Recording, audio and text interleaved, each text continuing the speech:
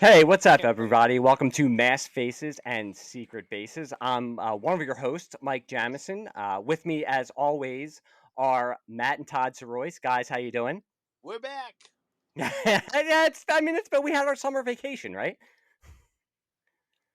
Almost like COVID death and like kids and school and stuff. Just the normal stuff.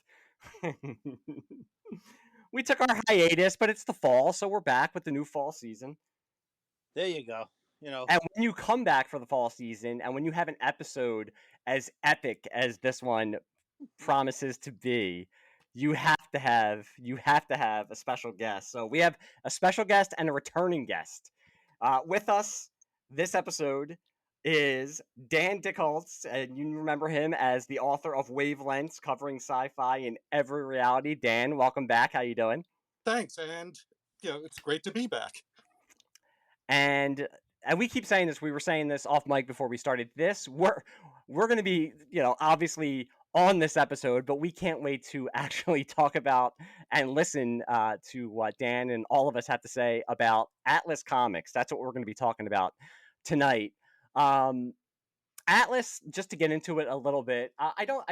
I had said in messages that we were sending to one another before we started recording that it was a fascinating failure in that it was only around not I don't even think for a full year. It was late 1974 into 1975. I think 75 into 76. 75 into 76, and most of the comics that they produced only made it up, didn't even make it past the third issue. I think only one or two made it to issue 4. Yep. Yep. But the ones that with if people dive a little bit deeper and look at the creators who were associated with some of the output that was coming from Atlas, you will find a who's who of talent, up and coming talent, and some also established legendary talent from the 1960s and the 1970s, and talent that would go on to produce groundbreaking work in the late 70s into the 80s, 90s, and beyond. We want to talk about, this is going to be like a full overview of almost all of Atlas's output, because like I just said, it's not that it was that much. So just to give a little bit of background, Atlas was basically, and it's called Atlas Seaboard because it's Seaboard Publications that published Atlas Comics. It was the brainchild of Martin Goodman, who was the former publisher of Marvel Comics. Now, the story goes, and I don't think this is set in stone, but this is the story that's most known, is that when he sold Marvel, there was a handshake agreement with the company that bought Marvel. I believe it was Cadence was the name of the company that Martin Goodman had, that said at a certain time his son Charles Chip Goodman, and aren't there always Nepo babies are always named something like Chip all the time, but that Charles Chip Goodman would take over as publisher of Marvel Comics. Now, Cadence, the company that bought Marvel, in a smart move, I would have to say, knew that Stan Lee was basically the face of Marvel Comics. So Stan Lee was lobbying hard to be the publisher also, and Cadence decided they would make Stan Lee the publisher, passing over Chip Goodman. So when you're rich and you want to get revenge, you basically say, I'm going to start a whole new comic book company just to shove it up Marvel's ass, which is basically what Martin Goodman did in creating Atlas Comics. And like I said, Dan, you were kind of like boots on the ground. You picked up one or two issues when these were actually coming out. Yeah. And it was a weird thing. I mean, even looking back now, what their output was, would still look a little odd to, to even modern readers. It was especially odd at the time because it didn't look like DC. Um, it sure wasn't the superhero stuff from Marvel. But, and this is a huge but, there had basically been a lot of conflict between what the editors wanted to do and what Martin Goodman wanted to do. The editors, the creative people that they brought in, and mind you, they were giving out great financial incentives that basically paved the way for what Marvel and DC would do as far as their artists are concerned, paying them better for the pages, returning the artwork, great things like that artists had been lobbying for. And Martin Goodman was giving them that right off the bat. There was a lot of opportunity, between the creatives that they brought in and what the editors wanted to do. And these were people like Larry Lieber. If that name sounds familiar, it's because that's Stan's brother. By the way, this is a whole family thing going on here, because Stan was an in-law of Martin Goodman's, and here's Martin feeling stabbed in the back by Stan, whom he brought into the business, and so he's taking Larry to be one of the editors. You had Jeff Rovin, whose name, if you're any kind of geek, you've probably seen his name on various books. They saw all kinds of opportunity, but they were also realistic in terms of, okay, we're just starting out. What do we need to get recognized, on the newsstand?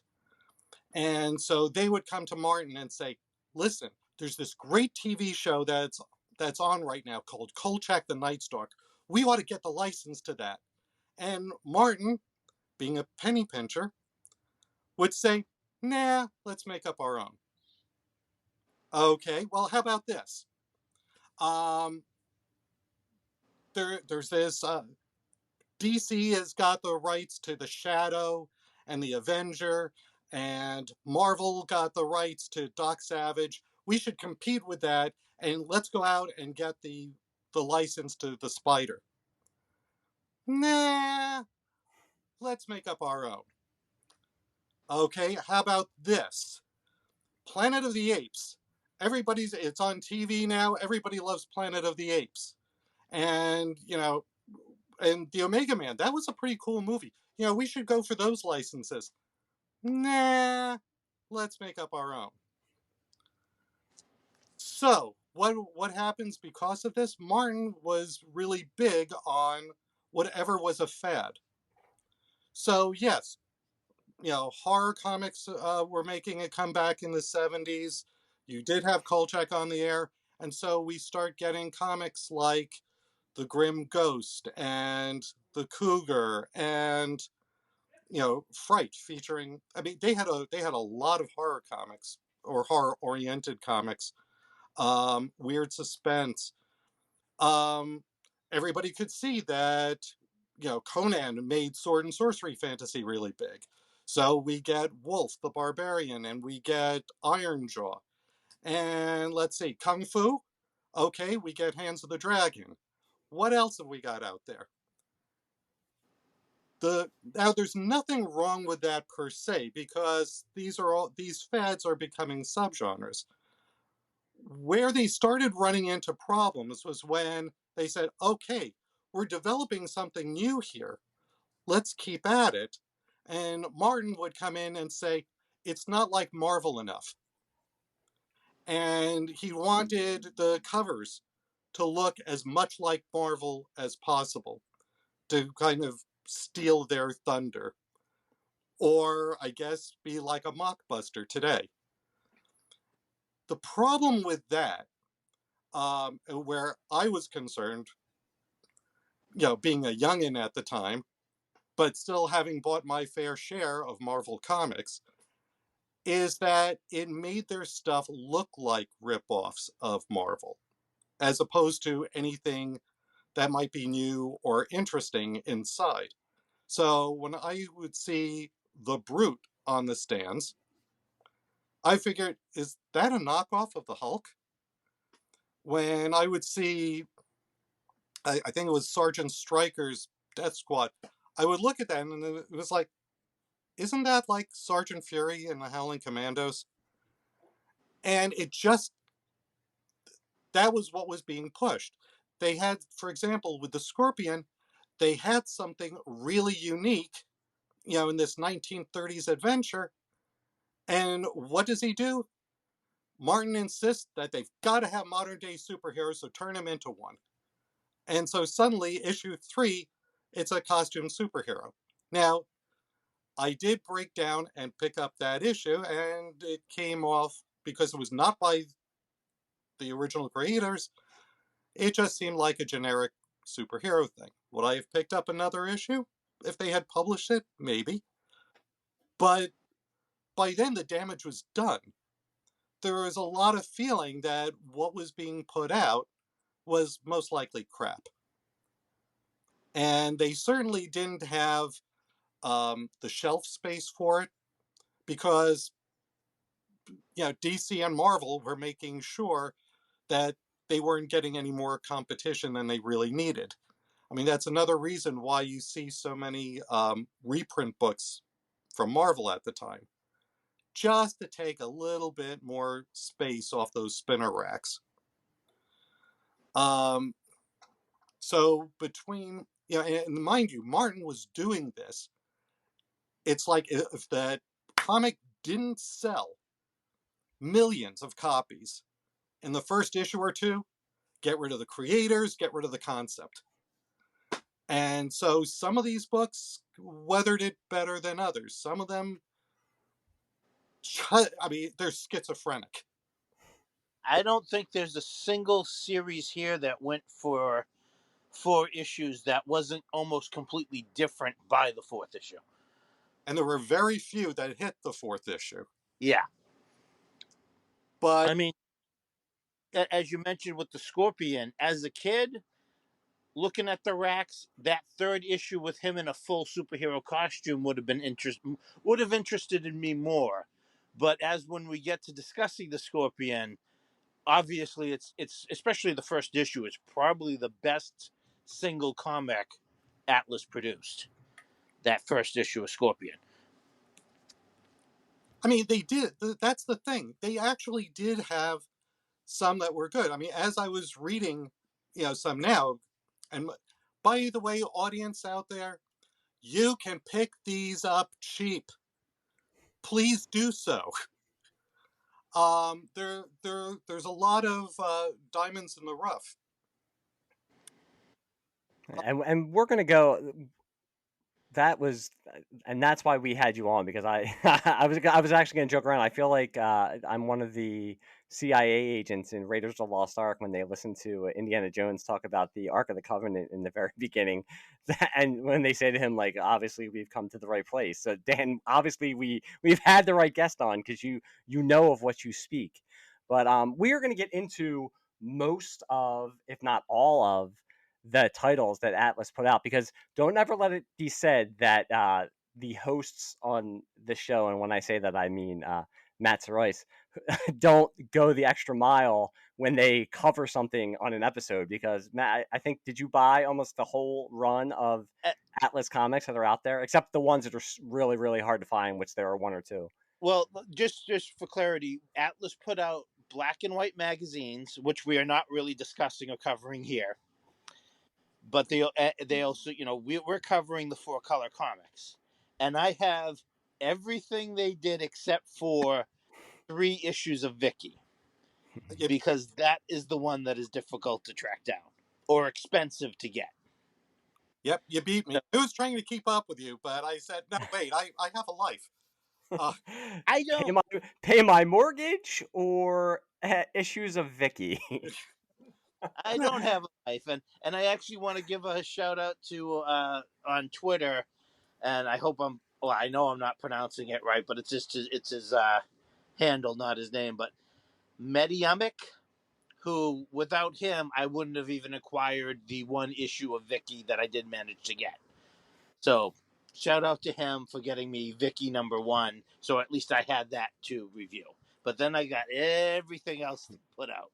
Oh, And we're gonna do a deep dive into all of these issues, and talk about, like Dan mentioned, some of the creators. Also, you're gonna know the names, even if they're just cover artists, but artists, writers who worked on these. And then also we'll also talk about, I'm sure, some of the characters that then showed up in DC and Marvel that seemed very, very familiar to the characters that appeared in a few issues of Atlas Comics. So, do we want to get started going on kind of an overview on some of the books? Okay, can I just jump in and say two Yeah. Yep. quick things? If you Are there, just like, want to are there sample, like publication numbers or anything? Did that what book Atlas sell was any? like. Is there any reason that rarity you know? There's a company. It's on Lulu Mini Comics, and they put out one volume of Atlas Archives, where they have like 5 individual issues that they've reprinted. Each one from a different series, and I do want to say, if you decide to go whole hog and buy as many of these as you can and read as many of these as you can, you're going to get an excellent snapshot of the 70s. It's like a lot of things that were just big or going on. I am Just surprised one other that we question before don't we have do. How many titles their of the disco comic book? How one many shot. titles are we talking? Not issues, titles. They didn't actually make a disco one That shot, came out but that. I wouldn't have put it past them to have done one. See, that seems Well, now I expensive know what to the do opening all music at is going to once. be for this episode. Because publishing's expensive, isn't it? Especially in, say, 75, 76. That just All right. seems, If we're to me, ready to that kind of dive seems into too the expensive, issues, just for that reason. I would just like to start with Vicky, Okay. because there's not much to say. It's Vicky. It's a humor comic. It's basically Archie. So if you're a fan of Archie and you're looking for something else to collect, they put out 4 issues of Vicky. But Okay. the other thing there is, as Dan pointed out, this wasn't original material by Atlas.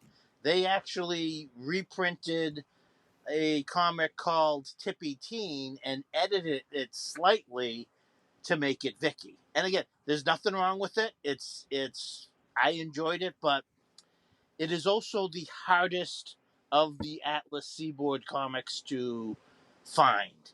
And even those in like this one is about a 3.5 condition, and it's about a $30 book.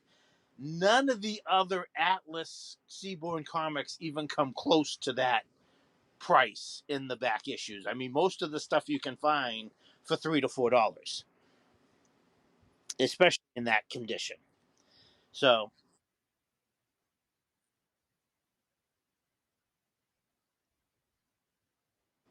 I wouldn't be surprised if it was just a lower selling book, because I mean, if you have the option of Vicky or Archie, which would have been on the shelves at the same time, why wouldn't you just go for Archie?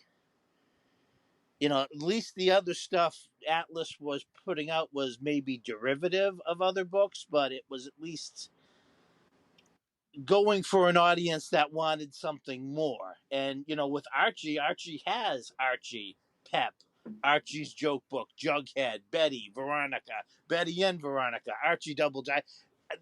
Archie already had the market covered for the silly teenage funny book.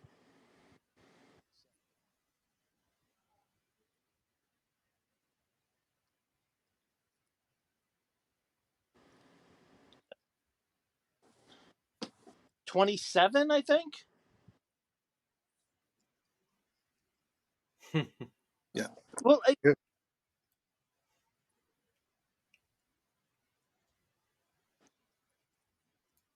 right, but they did scatter it. Yeah, some of them started as early as 74 and then went into 75, and then we're talking about the rest being in 75. All right, moving on from Vicky, let's go to Western Action, which again only lasted. Western Action only had the one issue come out, and it's got it's starring Kid Cody Gunfighter, as well as the Comanche Kid. And this isn't a bad book, but there's nothing to write home about. Kid Cody is your typical young Western gunslinger whose family is murdered, and he rides the vengeance trail to, avenge his family. Comanche Kid is another one of the many, many, many, many, many half white, half Native American characters who was of both worlds but wanted in neither. And if you're a fan of Western comics, pick it up. You get the one issue, you got the whole run of it, and it's not an expensive one to track down. But again, both of the stories in it. One story features Kid Cody, the other one features the Comanche Kid. But there's nothing so amazing about it that I would say, oh, you have to find this. But if you're a Western comics fan and you're looking for something to add to your collection, you could do worse than Western Action #1. I mean, it also seems like by the mid 70s, I would think DC and Marvel had really cut their Western titles down because by that time, I don't think that Western comics overall were selling. So it's kind of strange that was one of the ones that they wanted to put out. But I mean, again, they were just trying to hit every genre they could. So that was a genre in comics that had been a seller for a long time. So why not try it? I would assume they probably thought. Well, Marvel still had a couple on the stands, and DC still had, Jonah John Hex Hex. and Weird Western Tales. Weird, yes, was still out there. But at about this time in the 70s, Marvel was trying to bring back their Western comics with the Western Gunfighters anthology and Reno Jones and Kid Cassidy, the Gunhawks. But no, they weren't very successful. So And they also had things like with Giant Size Kid Colt, it would be team ups. yes, yeah. Moving on from that, we have Police Action, which was something kind of a bit more unique to Atlas Comics. This time they were kind of going after the Dirty Harry Kojak audience. And they had, again, it was 2 stories per issue where they had Lomax NYPD, who Lomax was essentially Dirty Harry in New York as opposed to in San Francisco. He even carried the same gun, which he would talk about all the time, and he was a fan of hot dogs, frequenting a hot dog stand. And then there was also Luke Malone, Manhunter, which is a terrible title because he was a private eye, not a bounty hunter. And again, neat stuff if you're a fan of Dirty Harry and you're looking for almost what is essentially Dirty Harry, the comic book. Again, the 3 issues they put out of Police Action, not expensive, not too difficult to find. But again, I want to also point out on the title, at least for Police Action, if you're seeing that on the stands, and we'll have pictures of these up on Facebook and Twitter. It looks like the title is Lomax NYPD for the first 2 issues, and then by the 3rd issue, Police Action is dominating the title, with it featuring Lomax NYPD and Luke Malone Manhunter. So I don't know whether they thought maybe now focusing on the fact that it was Police Action was going to increase the sales, but clearly it didn't help. I think the Police Action book itself showed one of the things, and when I say this, I don't mean it showed that Atlas was open to pushing the boundaries into a little bit more mature and not mature the way we think of it today. It wasn't for its time. I think a little bit more mature, a little bit more violence, and that this was one of the titles that showed that. And also, this title, Police Action #1. Was one of the Atlas books, the only Atlas book I ever got when I got the Sears catalog comic box that I used to get at Christmas time. They would send you the box with like a pack of Marvel comics. So I don't know how an Atlas one slipped in there, but that was my first. This Police Action #1 was my first exposure to Atlas Comics because it came with a bunch of Marvel comics in the Sears catalog comics that I got in the mid '80s for Christmas. I have You to. know, I got the 2. Sorry, go ahead, Matt. Does Oh, I'm sorry. I got those comic collecting aside kits from the too, cool and I change, does actually remember Lomax getting a change at few all in the 3rd issue? Red Circle comics in with those. So I think it was pretty random what they threw in. Yeah. I have to say, I mean, police action would not have been something that I would have gotten off the stands when I was 12. If they were around in the 80s when I was looking at comics like John Sable Freelance and Ms. Tree, I would have picked it up at the time. So I didn't pick up police action at all until we were getting ready for this show, and so I only read them this past week, and I have to say that this is the one that I really didn't have you know any great expectations for. Not that I was thinking that they were going to be crap, but I just didn't really expect anything from them, and I was really pleasantly surprised. I thought that that these were pretty solid, and even when they switched writers after the first issue, everything still went very smoothly, and the Lomax feature was penciled by Mike Sekowsky. And I mean, when I think of Mike Sekowsky, I'm always thinking of him first and foremost on Silver Age Justice League stories. And I never, even when I was a kid, I didn't really think that he was the coolest thing for a superhero comic. And it was only more recently that I read that he was really much better on like romance comics. And this isn't really romance, but just seeing his artwork here with regular people in regular clothes, and the inking from Al McWilliams, I thought this was really solid. This was a side of Mike Sekowsky's work that I had never seen before, and I just thoroughly enjoyed these 3 issues.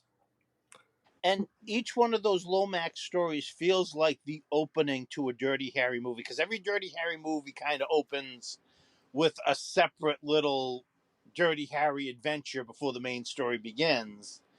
And each one of these stories could have easily been, you can actually, I could hear Clint Eastwood's voice coming out of the Lomax character as I was reading it.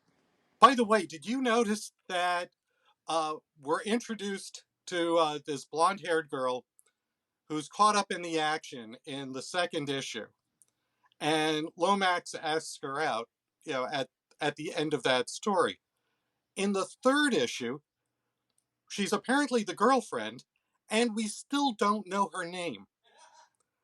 Sandra Locke, I believe. But I just love the fact that she's simply referred to as she. Like, Maybe if there was a fourth issue, we would have got the name. Maybe he didn't know her name either. that's what they were building up to.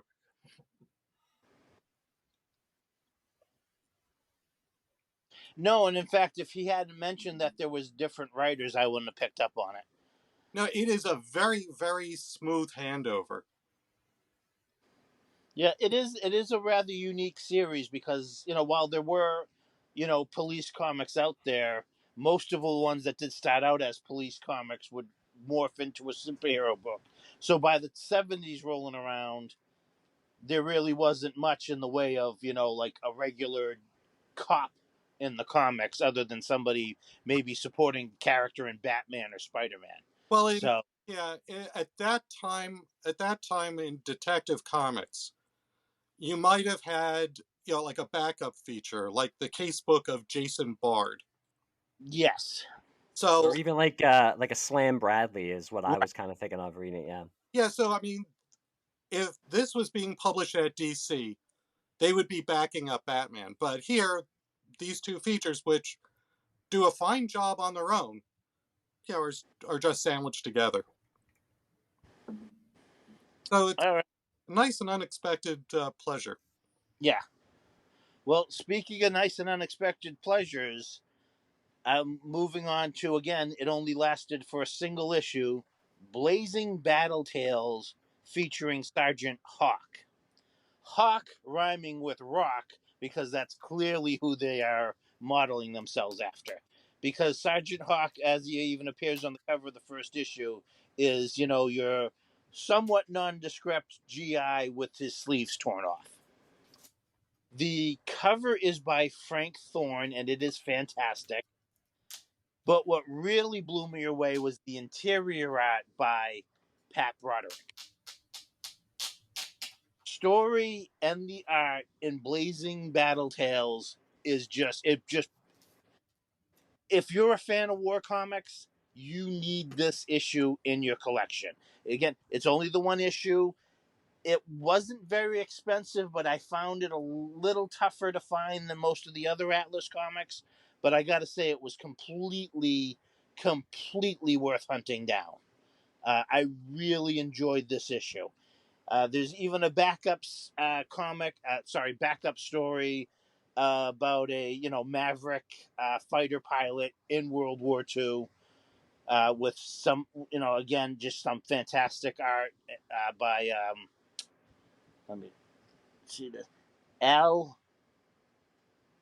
signed his name a little Al Williams. Story by John Albano. I if you're a fan of war comics, I cannot recommend Blazing Battle Tales enough. And can I jump in there, Matt or Dan? Do you know, was this Pat Broderick's first published work, or had he worked at DC or Marvel before, or was he working at Continuity with Neil Adams? Because he's done a couple other books, and I mean, he's somebody who then went on to make a name for himself. But his stuff is striking, I think, in some of these various comics that he was doing for Atlas. Yeah, I mean, this is him on the rise. I mean, there are a couple of other people who are on the rise. But this isn't Pat Broderick's only appearance in Atlas. Mm-hmm. You know, as I'm sure we'll be getting to. No, but it just like I said, this just really blew me away. By the way, why is it always, a maverick, fighter pilot, a maverick sergeant? Where all the totally by the book people who get the job done? They're not exciting people, but they do it. Their issues would only usually be like 2 or 3 pages, probably. But they got the assignment. They did it. It's over. They shake hands at the end. The end. They're all happy. I just looked up Pat Broderick on Mike's Amazing World, and it looks like Atlas Seaborn is most of his early stuff. He did one story for Marvel for Haunt of Horror, but yeah, I'm seeing Atlas Seaboard for most of his early credits. Okay. Yeah, I knew he had started around that time. I wasn't sure if this was if he had started out just with Atlas or if they had taken him from Marvel. But yeah, I mean, I'm sure he is one of the people, and that's why Atlas was. Especially with the page rates, with getting to keep your own art. I mean, a lot of these young artists probably saw a chance where if they were blocked up at Marvel or DC, where they could go to another company and get to show off their stuff, basically. And I'm sure he is somebody who did get noticed through this title, and like Dan said, we'll talk about a few of the other titles later. But yeah, he really stood out for me with some of these issues. By the way, just to jump in real quick, at the time that Atlas was starting, some of the people who wound up working on these books were told, if you do any work for Atlas, don't expect to ever work for us again.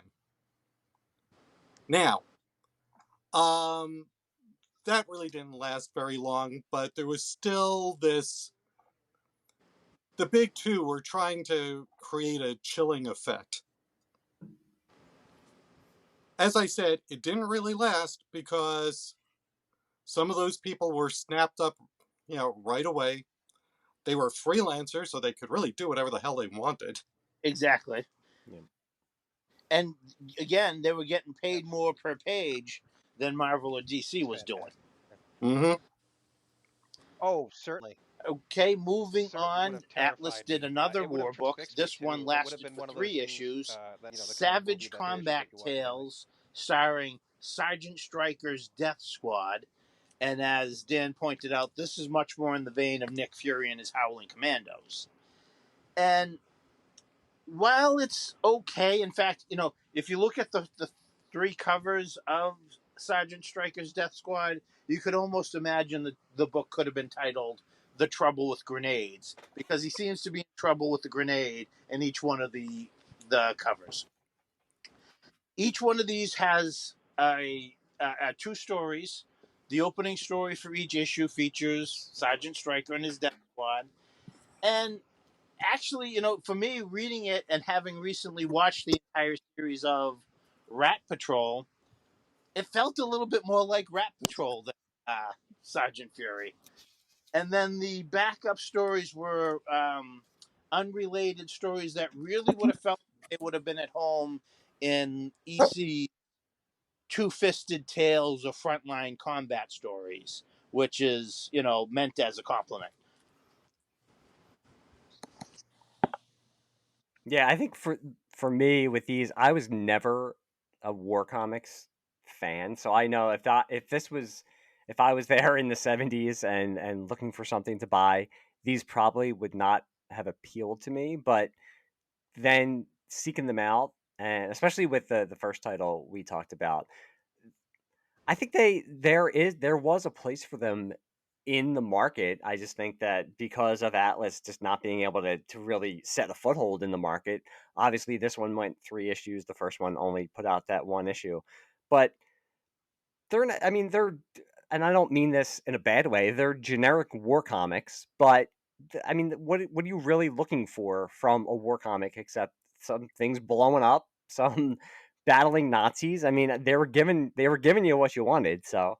But also probably at the time the fans were already reading Sergeant Rock and Yep. GI Combat, which were on the shelves at the time, and maybe you look over and you say, I'll pick one of these up. They probably read it and like, oh, you know what? I'll just stick with what I'm already reading. I mean, again, Blazing Combat Tales, I would have picked up every single issue if Pat Broderick was doing the art, because I can't sing the praises of that enough. But again, if you're already reading Sergeant Rock, are you going to go to read Sergeant Hawk? Yeah. Maybe, but probably not. Okay.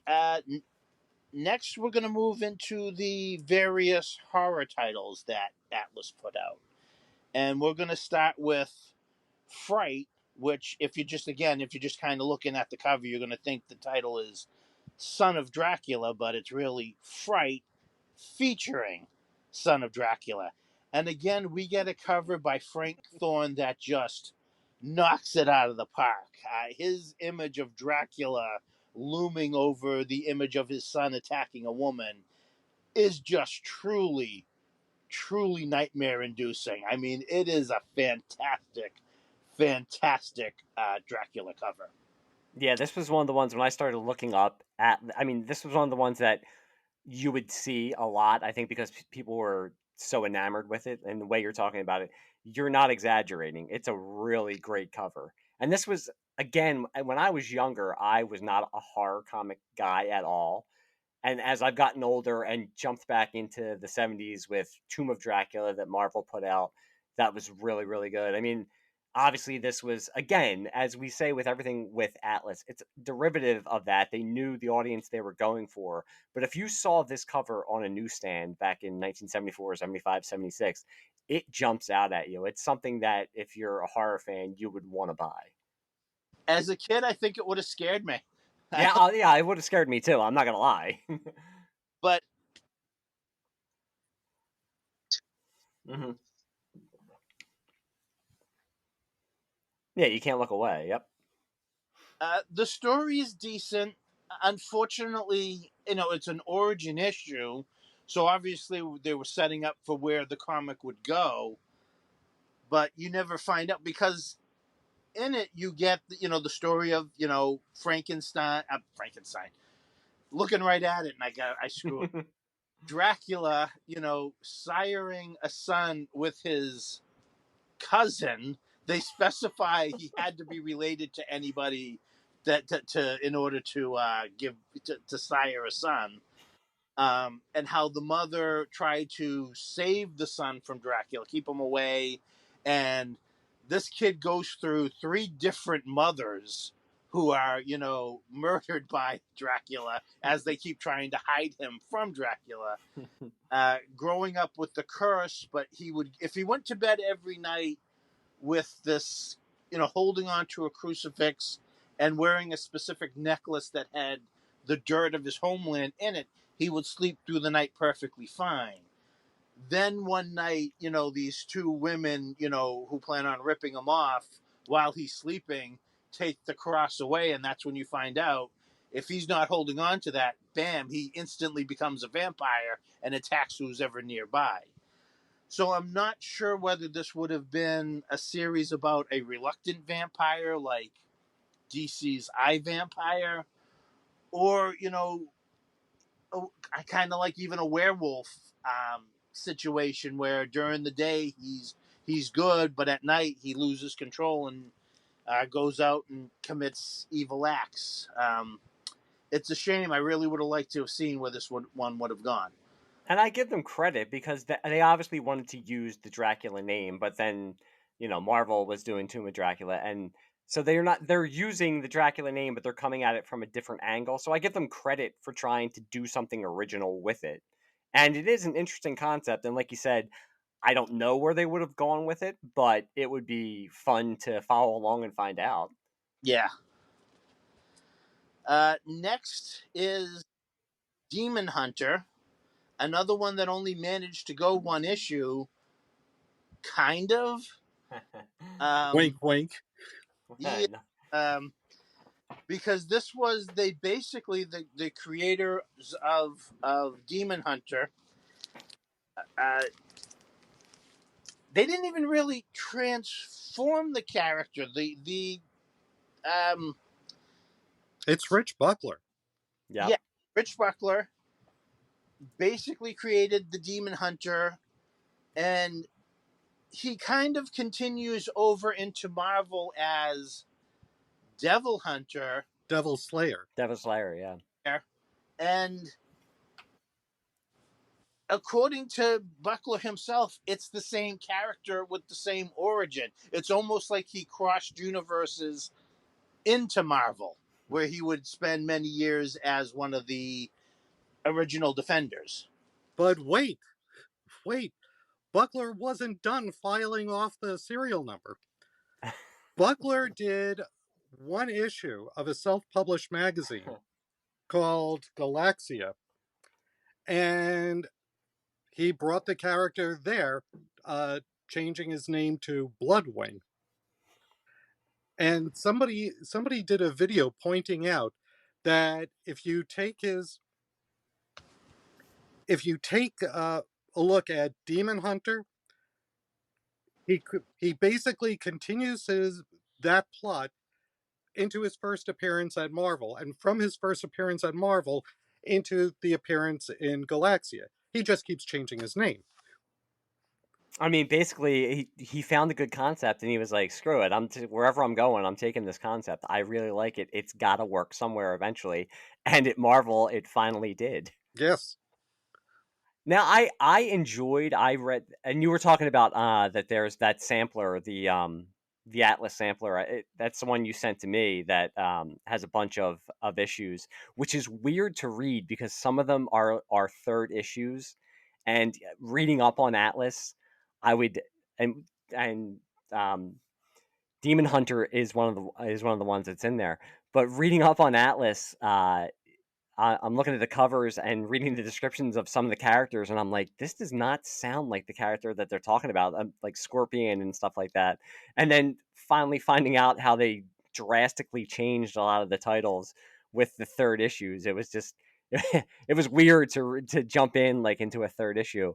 But Buckler's art again. One thing with Atlas, I think we could say with all of these issues that we're talking about, some of the writing and some of the writers that will, with some of the titles are writers that you'll know the names of, but some of the writing is generic superhero writing or generic horror or war writing. But a lot of the art is, and maybe this is because these are artists then that would go on to have stellar careers with DC and Marvel, but a lot of the art is, I'm probably not going to say this right, but it's very 70s, but in a good way, because in the 70s, especially with Marvel, art was changing. It was getting more dynamic, and I think that's what Marvel was known for. And I think with a lot of these Atlas titles, you can, like I said, you can read them and say like, okay, it's just a basic superhero story, but you're at least getting artwork that is cool to look at. And if you were a kid back then, sometimes that's all you really wanted. So, and I think Buckler's art with Devil Slayer, I like the art. The story itself I thought was okay. It was a little confusing to me what he was going for, but I did enjoy his art. I think a lot of it has to do was there was probably more artistic freedom. There was nobody worried Hmm. about a house style that you had to follow. Each Yeah, of and them. I think somebody mentioned that. Yeah, they were saying that they didn't really feel tied down by the house style, especially the Marvel house style that you had to go by. So yeah, they were kind of like they were basically they could let their freak flag fly and do whatever they wanted to. Which again, that was probably another reason why some, if you're freelancer or somebody working for Marvel that you feel like you're being overlooked, you might want to jump over there and at least get a chance to show what you can do. Yeah, and you also had the old timers, Mhm. like Sikowski, like Ditko, like Wally Wood, people who said, "Yeah, yeah, we know, we've been there. Now watch this." And none of these books crossed over, so it was almost even more freedom to do whatever you want. You didn't have to worry about, what was going on in Grim Ghost. If you wanted to destroy New York or end the world, you could do that because it wasn't going to affect the other titles. If Captain America, if they blew up New York in Captain America, well, Spider Man and the Avengers and Fantastic Four all have to be like, New York blew up. What's going on? Whereas in these comics, they were completely in and of themselves, their own universe. I don't know if whether maybe they plan down the line of having a shared universe between any of maybe the superhero titles, but Actually, it's funny that you mentioned that because I also had a note, about was this ever really intended to be a universe? Um, but then I wound up looking back and blah blah blah. However, in back issue, it was revealed by Jeff Rovin that they were planning a team made up of Demon Hunter, Devilina, who had her own black and white magazine, and Dr. Mercurio, who appeared in another black and white horror magazine, to fight supernatural menaces. So they were at least thinking of that, but at least you could see how they could get to that.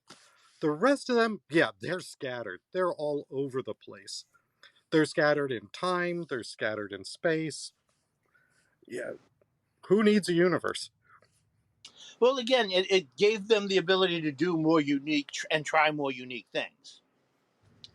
Um, the next in the horror, and I had an argument with my subconscious because the Grim Ghost could kind of be considered a superhero title in the way that the Spectre or Ghost Rider are superheroes, but we're going to have it in with the horror titles. And speaking of the Spectre, Michael Fleischer and Ernie Colin, who created the Grim Ghost for the first issue, Michael Fleischer had just come off his fantastic run of writing the Spectre for DC's Adventure Comics. And knowing that only makes the Grim Ghost that much more disappointing. Yep. Yep. Because despite having a cover that looks like it belongs on the side of your bitchin' 70s van, the story inside is just such a letdown. And, I was expecting just like, I mean, really that Michael Fleischer's Bronze Age Spectre series is like if Freddy Krueger was a superhero and killing criminals in the most creatively diabolic ways. The Grim Ghost, who is the resurrection of a highwayman who was hung for his crimes and now works for the devil, also kind of like Spawn, he doesn't do anything. Like, he'll ride up on these criminals that are committing their crimes, and they always show these criminals as being the most murderous sociopaths they could possibly be. Like, if they're gunning down police, they're cackling away, delighted by their evil doings. And then the Grim Ghost will ride up and they'll be like, "Who are you?" "I'm the Grim Ghost." And they'll shoot at him, and their bullets, of course, have no effect. And then, without the Grim Ghost doing anything, the bad guys are instantly like teleported to hell. And I'm like, well, what do you need the Grim Ghost for? Yeah, that's a problem with the concept right there. And I know there were some Golden Age characters who had the same kind of premise. The devil is sending this person to get bad people. It's like, he's going to get those bad people anyway. Why do any of this? And at one point I think they say, well, it's because people are living longer now. Okay. But so it's like, yeah, so you're telling me that the devil, who's going to be around forever, is that impatient? They're going to I was gonna say that too. I was gonna say the devil is just very, very impatient. He wants to torture people in hell. He wants to do it now. I need to have somebody to go get them for me. Let's go. Let's do But this. and while I suppose I I'd have don't to mind cynically the start whole the my own devil company sends to out the write bounty hunter to cheeseburger kill related these people, comics. he doesn't kill them. It's like the devil kind of brings them down to hell when he gets there. He doesn't seem to need the Grim Ghost to do anything, and the Grim Ghost kind of doesn't. It's just really like, what's happening here? Yeah, You the first two issues, by Fleischer, there's some nice characterization. They try to give him more of a supporting cast in the second issue. But yeah, there's nothing that going on. There's no challenge for him. No, In the third issue, Fleischer is out, Tony Isabella is writing it, and Tony Isabella realized that he's got to have some kind of supernatural menace to fight, otherwise what's the point? And at least there's some action. But it's bewildering. It's a very it's a good visual. it's one of the few times that the change to the book was better, but by that point I don't think I cared anymore. I was so disappointed in those first two issues, especially when I saw Michael Fleischer's name, and when I'm like, oh, he just did a fantastic. Well, at the time, he had just done a fantastic run on the Spectre, which I can't recommend enough. But then I'm like reading this, I'm like, this is lame. This is just so toned down. I can't recommend the book. I'm glad that you guys are saying it because I only read the first issue, but reading the first issue and knowing who Michael Fleischer was, I was just bored.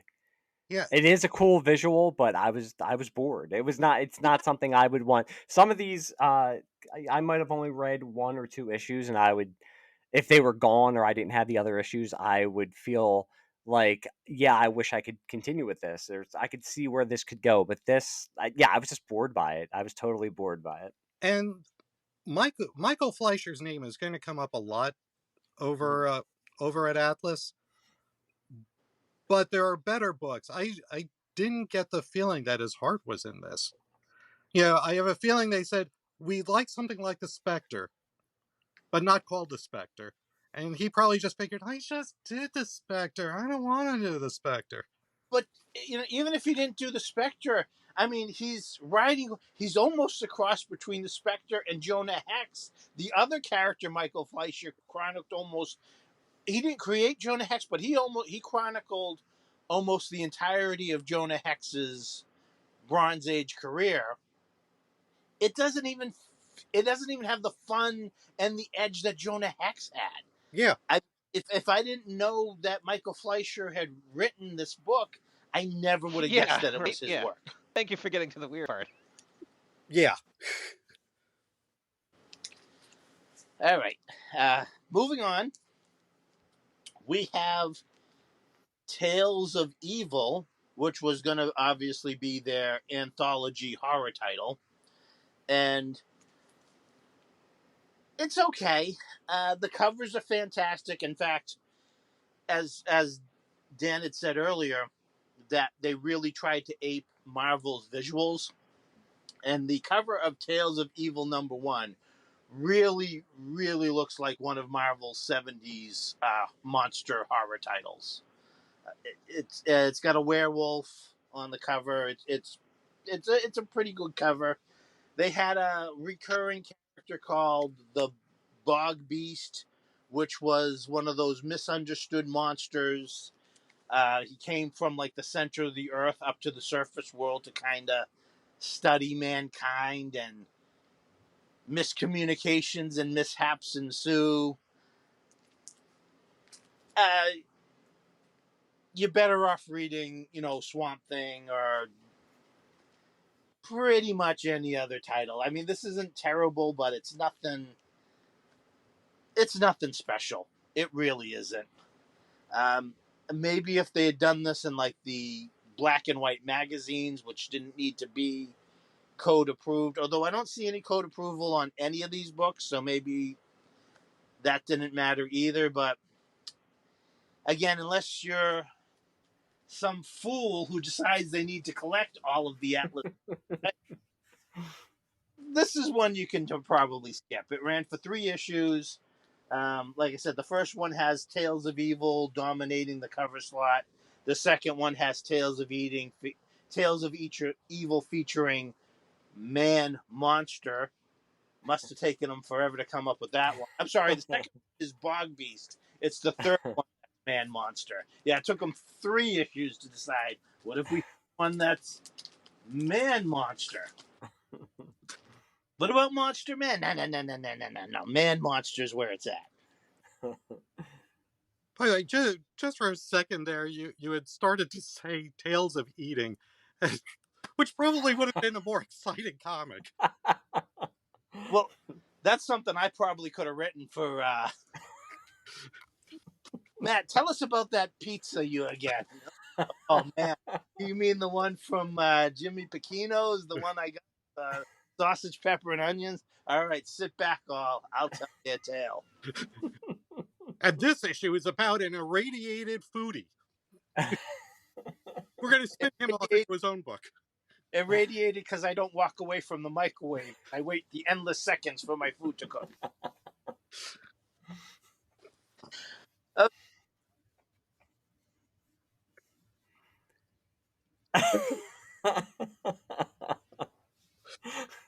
Cheeseburger, the comic. Okay, next up we have Weird Suspense featuring the Tarantula. And boy, do I got stuff to say about this. Because this could have been one of the key books to Atlas' success. Because it's something I don't think I've seen or read in any other comic book in the over 40 years I've been reading comic books. Because the Tarantula is about the descendant of a You're guy the cousin who thing battled Dracula a too, because witch that was who necessary ran unless the someone cult called of them out on their tarantulas, Dracula and lore. he led the uprising of villagers against her, wiped her out, but as An she was interesting dude, burning apparently. at the stake, she cursed him and his descendants to turn into a human tarantula at night. And in the opening book, you get 3 guys escaping from prison. Three murderous bastards who escape from prison. They're gunning down the guards. They're gunning down the cops that are chasing after them. Gleefully evil. They break into the mansion at the spooky old mansion at the edge of town, but that's where our main character lives with his butler. And as they think like, oh, we're going to hold this guy hostage and hold up in this mansion overnight. Well, no, they find out to their horror as they chase him through the house. They think they're chasing him. They end up getting caught in a giant web he has spun. And then the tarantula paralyzes each of them with his venom, and then he eats them. It is completely bonkers, but it's almost like a superhero title because he decides that then, like, oh, well, you know what?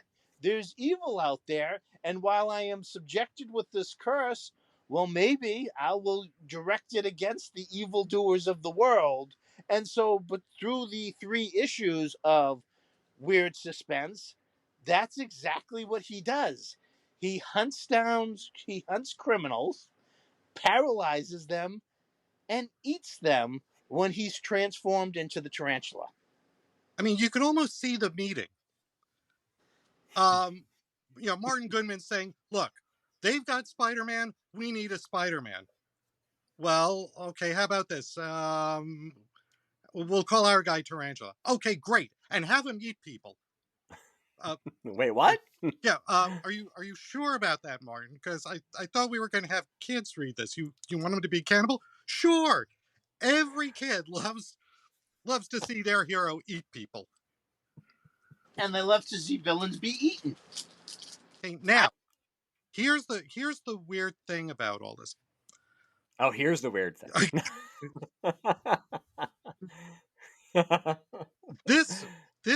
The first 2 issues of this are also by Michael Fleischer.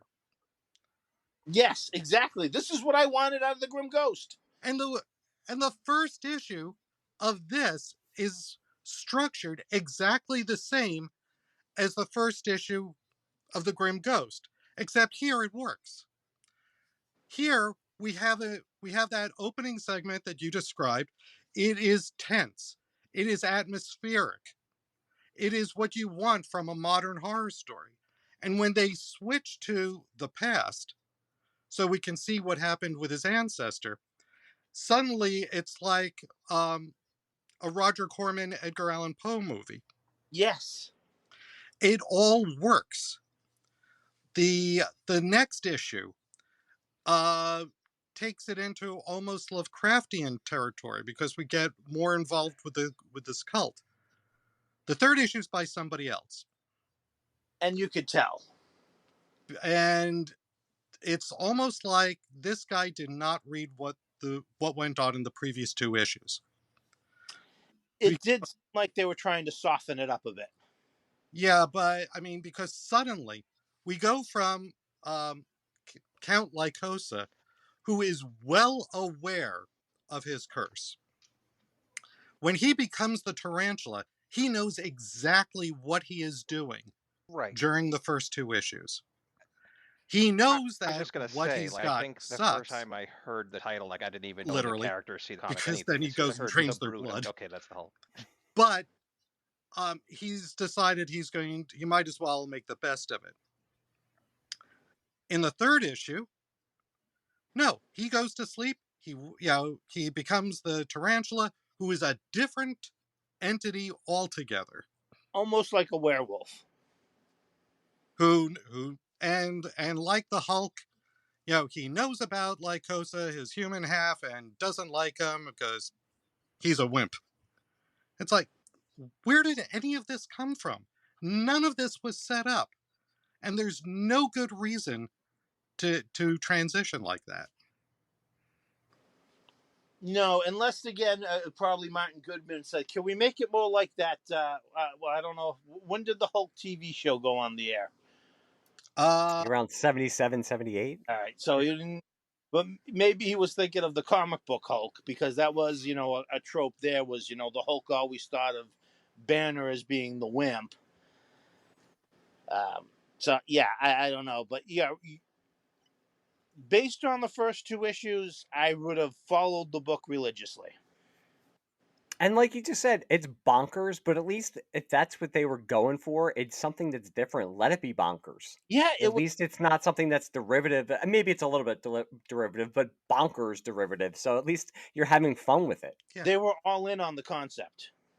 And as somebody else pointed out, if you're reading the original issues, not a reprint, but the original issues, and you're looking at those ads, they have an ad a full-page ad so that you can, that the Atlas Fantasy Shop is open and Yeah. you can get Flintstone things. So clearly they thought young kids. And what, 3 out of the 4 Atlas characters that are on there, one's the Grim Ghost, who works for the devil. One is the tarantula, who eats people. One is Morlock 2001, who we'll get to, who eats people. And then there's somebody else who at least doesn't eat people. It's like, really? What was it that Martin Goodman was thinking that he felt kids like cannibals? Yeah, Well, it was the 70s. yeah, Cannibal Holocaust, isn't it? Sure. Yeah. That was a big movie. Let's do that. Yes. How come There was nobody asked me about that license?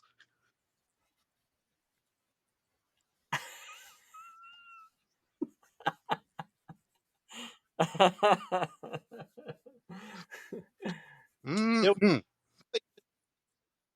Yeah. Maybe they should have done Tales of Eating.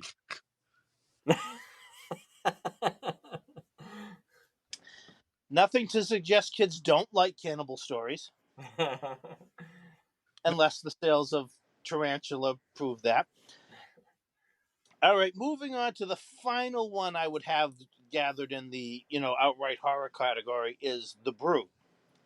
And a lot of the times I would be looking up The Brute online, I would see a lot of people saying it's a Hulk-like character. It is not. I mean, yeah, it is a large, monstrous humanoid, but I don't remember the Hulk murdering any children, which is how The Brute starts out, with him murdering 2 young boys who would just happen to be exploring the cave that he thawed out in. If anything, The Brute is very, very similar to the movie Trog, which was Joan Crawford's final film, because he is the somehow last survivor of a prehistoric, I don't know whether he'd be Cro-Magnon or Neanderthal or whatever, but he emerges from the cave and keeps going on these rampages, murdering anybody who comes across. And aside from anthropologist, a female anthropologist who wants him captured alive for study, everybody else is trying to destroy him. He seems to be bulletproof. I mean, the cover of the first issue is full-on monster movie cover of the police trying to gun down this giant humanoid savage that's destroying the city. And it's one of those where it's like, lady, this thing has murdered everybody it's come across. It's dangerous. Every time they do manage to kind of capture it, there's always the guy who's like, I'm going to open up the cage so I can kill it. You know what? Shoot it through the cage, maybe. I don't know. And it escapes again and goes on another rampage. And that's the first 2 issues. And again, because for some reason they always had to change things up, suddenly there's a costumed, superpowered character that shows up in the 3rd issue to do battle with the Brute. The Doom Stalker, and it appears that at the end of the 3rd issue, Doom Stalker has managed to kill the Brute, but is going to take over as the new villain menace of the series. But again, we never got a 4th issue, so we don't really know where that would have went from there. And I just want to pick up on a point that you mentioned when you started this. Even though everything you described is not like the Hulk, looking at the covers, and Martin Goodman had probably had the final say on these, the fact that you have a big muscle-bound guy who is blue, he may not be green, but he's another bright color, going around smashing up things. absent anything else, it looks like a knockoff of the Hulk to 12-year-old me back then. And presumably to a lot of other 12-year-olds at the time. If they had a blurb like, out of the past comes the Brute, something to give you a little bit more of the concept. Who knows? But it almost seemed like they, even though the comic might not have been the Hulk, that they wanted it to look like their Hulk. And yeah, the title "The Brute" does some similarities to the Hulk.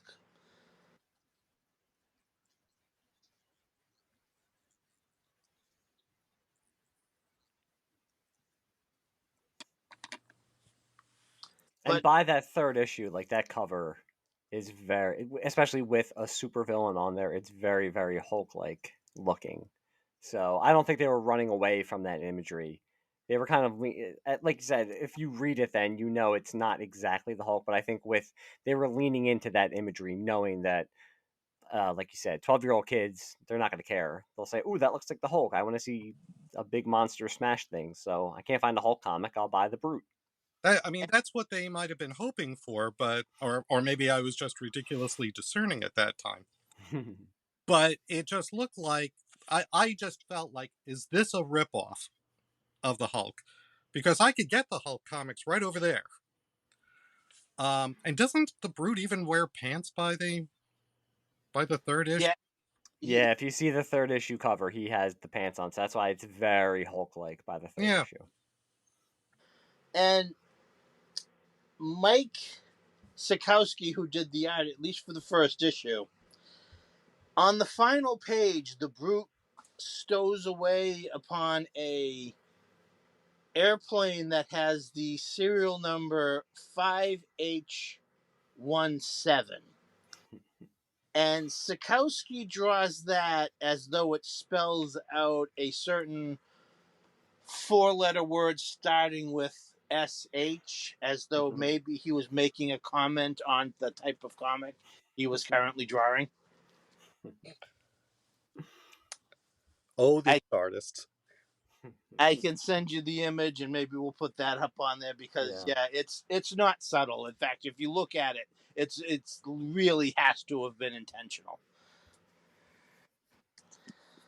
All right, that will wrap up the straightforward horror comics, and we will move into sci-fi and a book I think we all have something we want to talk about: Planet of the Vampires. And the first issue cover is art by Pat Broderick and Neil Adams. And let me tell you, if this cover was a movie poster, I'd be first in line to see this movie. Yeah. I have it on a t-shirt. It is one of the best, if not the best cover of the whole Atlas line. Yeah. Unfortunately, the hoary, lurid covers are complete lies. They do not deliver Complete and total lies. the promise of. In fact, even the blurb on the first cover, "A World Gone Mad, 6 astronauts return to Earth." Only 5 astronauts.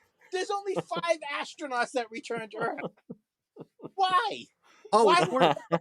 one of those astronauts is killed off almost immediately, leaving 4 astronauts. But did they think kids aren't going to read a comic about 4 astronauts returning to Earth overrun by vampires? You think they'll read it if there's 6 astronauts? That's what we need. Yeah, put it on. It's going to be 6 astronauts returning to Earth. Well, I'll have to add 2 more astronauts to the story. Just add 1 and kill them off. We'll be fine. I don't get it. Worse, by the third issue. The third issue, I don't think that artist read the book. Well, again, and you look at the cover or the advertisement at the back of the third issue that advertised the fourth issue that we never got. It's clear that they were once again going to change up what they were doing. Yeah. Yep.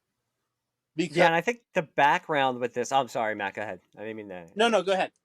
No, I was going to say. I think Martin Goodman thought that maybe possibly, or that some of his yes men were telling him that maybe we could jump in there and get the license for Planet of the Apes, and he either Marvel got it beforehand or he was not going to pay that much to get the license.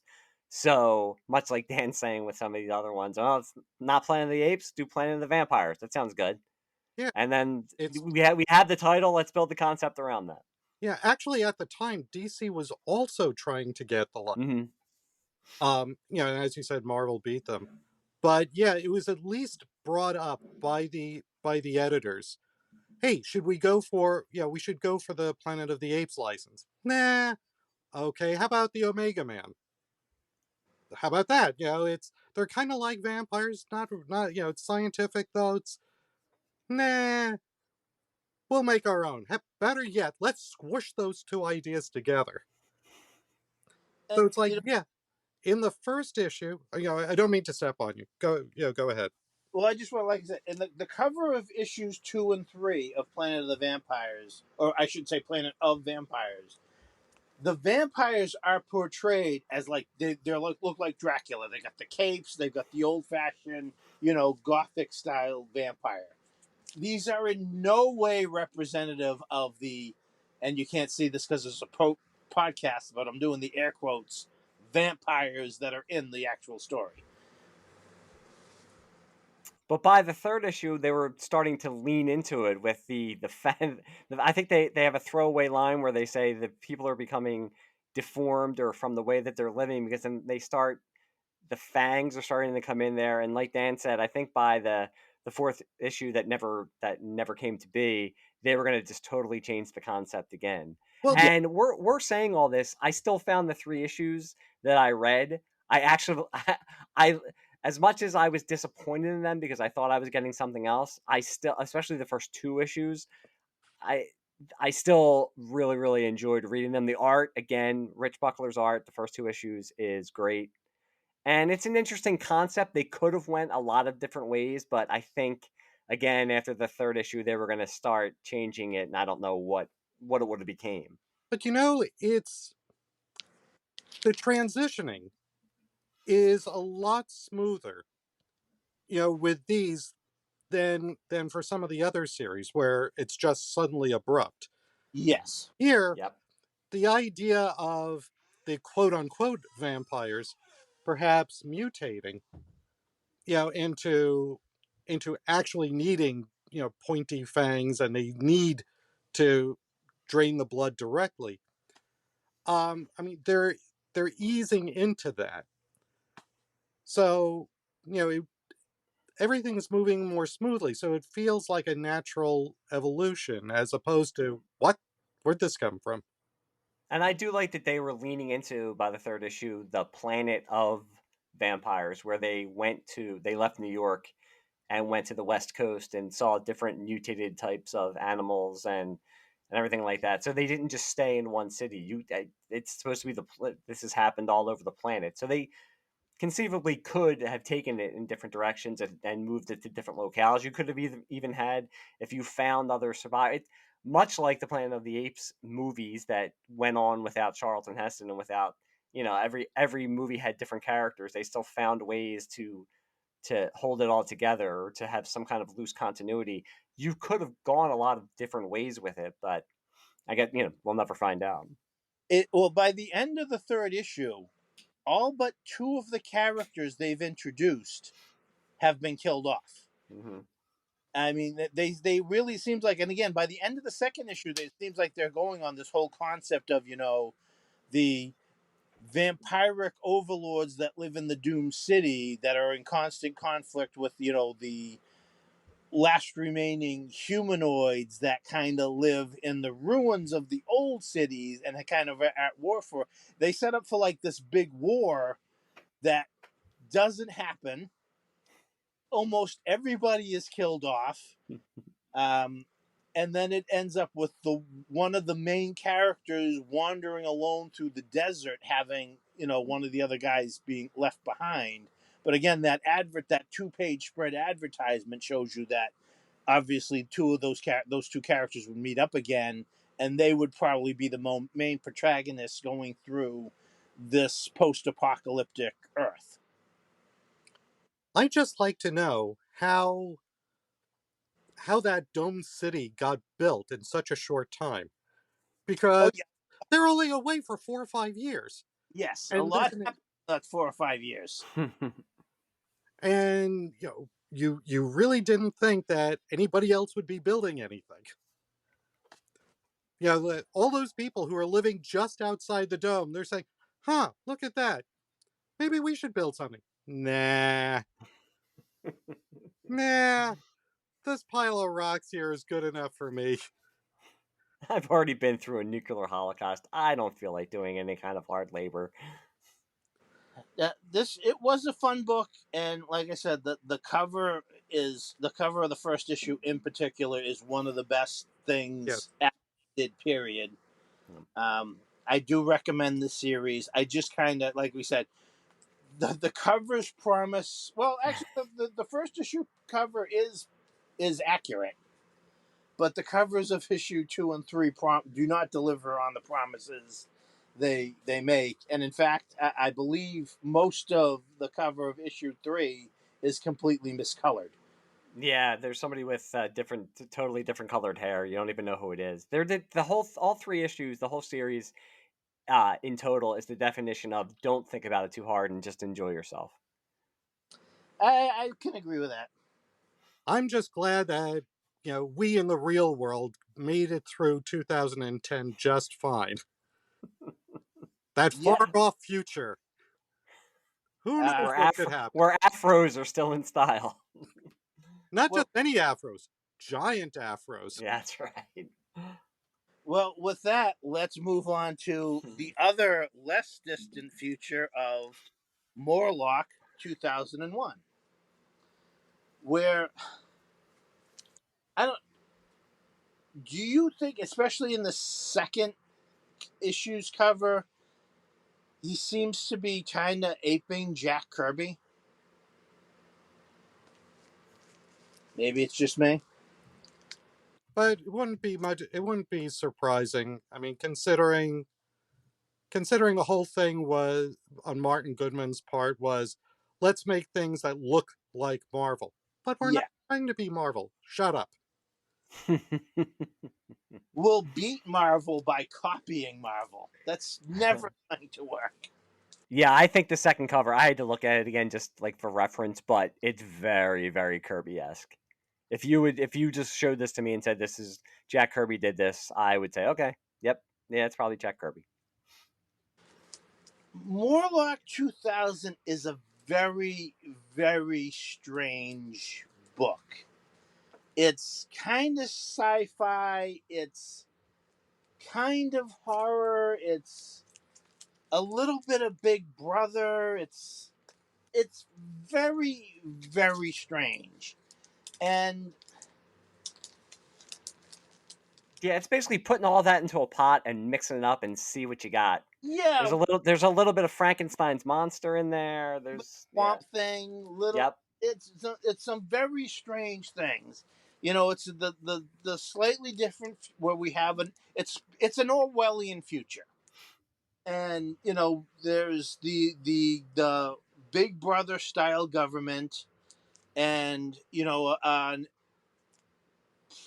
scientist creates an artificial human out of plant, so he's not really human, he's actually a plant monster, and he looks human until he turns into this sometimes strange looking creature when he gets agitated, so there's a little bit of the Hulk thrown in there.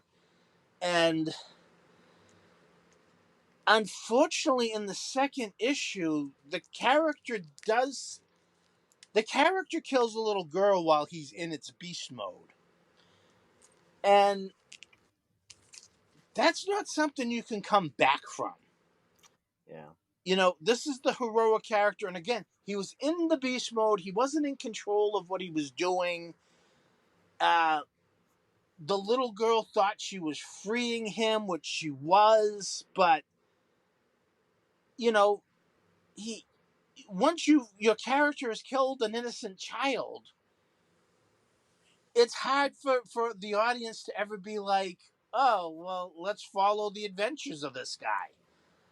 And in the third issue, which they changed the title to Morlock 2001 and the Midnight Man, where they introduce an entirely new character who is also fighting against the Big Brother style government. At the end of the third issue, the Midnight Man seemingly kills Morlock. And I don't know whether that was meant to be. Again, it only made the 3 issues, so we don't know, whether they planned on bringing Morlock 2000 back in the next issue, whether they planned on, knowing how these things go, and maybe they planned to kill off Morlock 2001 and have the book become the Midnight Men of 2001, because the issue also ends with him hitting a self-destruct button, seemingly destroying himself too. So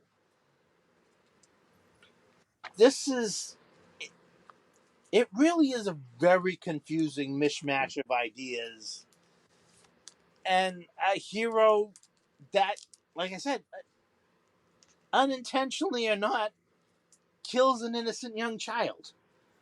I, which I is don't, which but is there were what made him perfect for that ad, selling Flintstone things and Mighty Mouse things to kids. Because they really knew the right characters to pick for that one. because he's in beast mode on the ad. Mm-hmm. So if you were reading that, if you were a little kid reading that, the message is buy this stuff or Morlock will eat you. or turn into, well, if he touched you, you were instantly covered in some sort of fungus that covered your body and killed you. It really is. Yeah, the whole title to me it was just really off-putting. It was not one of my favorites. It didn't know what it wanted to be, and like you said, they were going for that Frankenstein kind of thing where he kills the child, but that's not the kind of hero you really want to follow. And and as we went over, by the third issue, it just seemed like they had no idea what they wanted to do with the title itself. So they literally hit the self-destruct by the end, and who knows if they would have had a fourth issue, what they would have done with it. Yeah, it's strange. Again, unless you're some fool that decides to collect them all, that's something you can easily skip. All right, let's move on to their barbarian titles. They had 2 of them, and again, as Dan said earlier, the whole Conan the Barbarian was super popular. And as Roy Thomas, if you're a fan of comics, you know who Roy Thomas is. He even stated that Conan basically saved Marvel Comics when they licensed him and put them in the black for many, many years. And I'd never seen the numbers, but while I'm sure Star Wars may have outsold Conan on a month-to-month basis, Conan is without a doubt Marvel's most successful licensed title because it outlasted. I mean, they had that license for over 20 years and then got it back. And of all the black and white magazines Marvel tried to produce that lasted maybe 2-3 years, Conan's black and white magazine title lasted for well over what I think, like, again, almost 20 years. Mm-hmm. So going into Barbarians, even if they didn't think like it was going to take away from Conan's sales, it was definitely an idea of maybe we can ride the coattails of Conan and put out these Barbarian books. And again, it's some of the best stuff. I'm not even into like Barbarian fantasy, but I enjoyed both of these titles. Yeah, I'm interested to hear what you guys say because these are 2 that I did not pick up any of the issues, but I've seen the covers, and especially the Neil Adams cover for Iron Jaw. Yes. I'm not a big. I'm not. I've bought the collected Marvel Conan stuff and read a little bit of it. I was never huge into Conan or Barbarian comics, but just that cover of Iron Jaw 1, the Neil Adams cover, would, if I saw that, I would buy it. Well, technically, there's a third one that was Uh-huh. Barb. simply called Barbarians. It Yep, only yep, yep. it only ran one issue, and that also featured Iron Jaw, on the cover, and had a backup feature. Well, it was a split book, but It was supposedly supposed to alternate between Iron Jaw and Wolf. yeah. You know, big fans. More barbarians per month. But Iron Jaw, what I liked about both of these books is neither one of them take place in ages past. Well, Wolf might, but Iron Jaw is a book of the far future. It's much like Your Hunter from the Future or Thundar the Barbarian, where it's a post-apocalyptic Earth that he's the barbarian of. And the Iron Jaw actually kind of changes throughout the book to looking like, something that's attached to his jaw and then something that has replaced his jaw. Um, And Michael Fleischer wrote the first two issues, excuse me, first three issues of Iron Jaw, and it's like, holy shit, where was this guy when I was reading the Grim Ghost? yeah, It is shocking how much energy is in this than was in Grim Ghost. and Oh, it's it's misogynistic. yes, it's unabashedly but misogynistic. Um, but It's a It, 70s barbarian title. What do you expect? well, a few years ago, Prime Video was going to do a TV series adapting the Robert E. Howard Conan stories.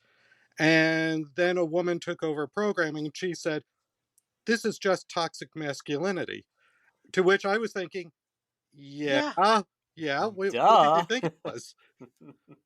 And it's like, when the moment I was reading this, it's like, okay, this is fun, this is energetic, and this is the toxic masculinity she was talking about. I mean, and it is, but again, it's fantasy comics Yeah, aimed, you know, young males. But it is very well done. This they could have, again, if they had doubled down on, maybe, canceling some of the other books and trying to ride it out on the strengths of Iron Jaw and Wolf and maybe Tarantula and a few other titles, maybe they could have made it. I don't think they would have ever dethroned Marvel, but they could have been a, another publisher out there, much like, I don't know. I think Archie Comics. yeah. It would be years before, like, um, but Gold Key was out there, producing their comics and doing okay. Yeah, Yeah, I think Martin. Oh, go ahead, Dan. I mean, Gold Key and Charlton were like starting to. I mean, Gold Key eventually kind of petered out in the early '80s. Charlton was starting to dip down, but yeah, Atlas had the potential to pick up the slack, and be a real alternative to DC and Marvel, if only I think we're going they to had get listened into it. to creative people. I think we're going to get into it too because we're going to get to the superhero comics soon. I think their superhero stuff is I keep saying this. It is very derivative of Marvel. If they would have leaned into, and I said this before too, some of the more bonkers stuff, but it might be a little derivative. They were chasing fads too with barbarians in the 70s and some of the horror stuff. But if they leaned into the bonkers concepts that some of these, like the tarantula that they were going for, they could have carved out their own little niche and maybe survived. But I'm sure Martin Goodman, again, coming from Marvel, wanted to get that superhero money because he thought that, that's where it's going to be, is with the superheroes. But unfortunately, as we're going to discuss, a lot of the superheroes they created are just, they're not that memorable, or they're just a knockoff of something more popular. Well, and with both Ironjaw and Wolf the Barbarian, which Wolf, much like Krull, takes place on a different planet. Um, each and every one of these covers is spectacular. Yep. And I would say Wolf #2. If somebody were to recolor Wolf's hair brown or black, you could easily trick somebody into thinking it was Conan. Um, Yeah, wait. Wolf. The What? first two issues are written and drawn by Larry Hama, and I love. A nuclear I power love plant both of them. powered by sewage. I thought, I actually liked all of Wolf and all of A nuclear Ironjaw, power plant powered by and sewage. they're really fun sword and sorcery fantasy comics. And again, I'm still not. I've never really been It's into the just kind of barbarian crazy to stuff, hear that what a but sucking this in, stuff was actually. really, really good. And that's because they both have good concepts for their respective worlds. Larry Hama spells out Wolf's world in that first issue when um, young when the young Wolf and Stavro are making their escape from the trolls, and they've captured a dragon and they're flying out, trying to get as far away as possible, and we get glimpses of this land where things are like that, and that land, and this other land, and these totally different environments. And you know that Larry Hama must have had a plan that would eventually take Wolf through each of those realms. And it's all laid out very neatly, just on one page, just hinting at all kinds of adventures that they could have in those places. And even in its brief 4 issues, they would have Wolf meeting new characters and new allies that make like he meets he meets a few people from a certain assassins guild, and one of those characters, after he helps them out on their mission, one of those characters journeys with him into the next issue.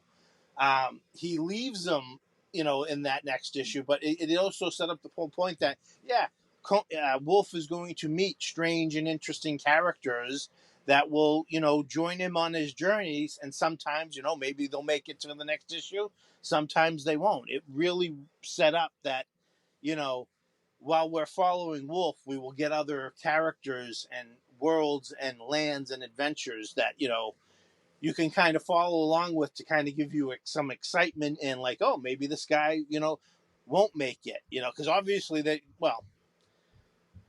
with Atlas, apparently anything could happen, but usually when you're following the main character, he's not going to get killed off, so you need to have a cool supporting cast to kind of add to the drama and suspense.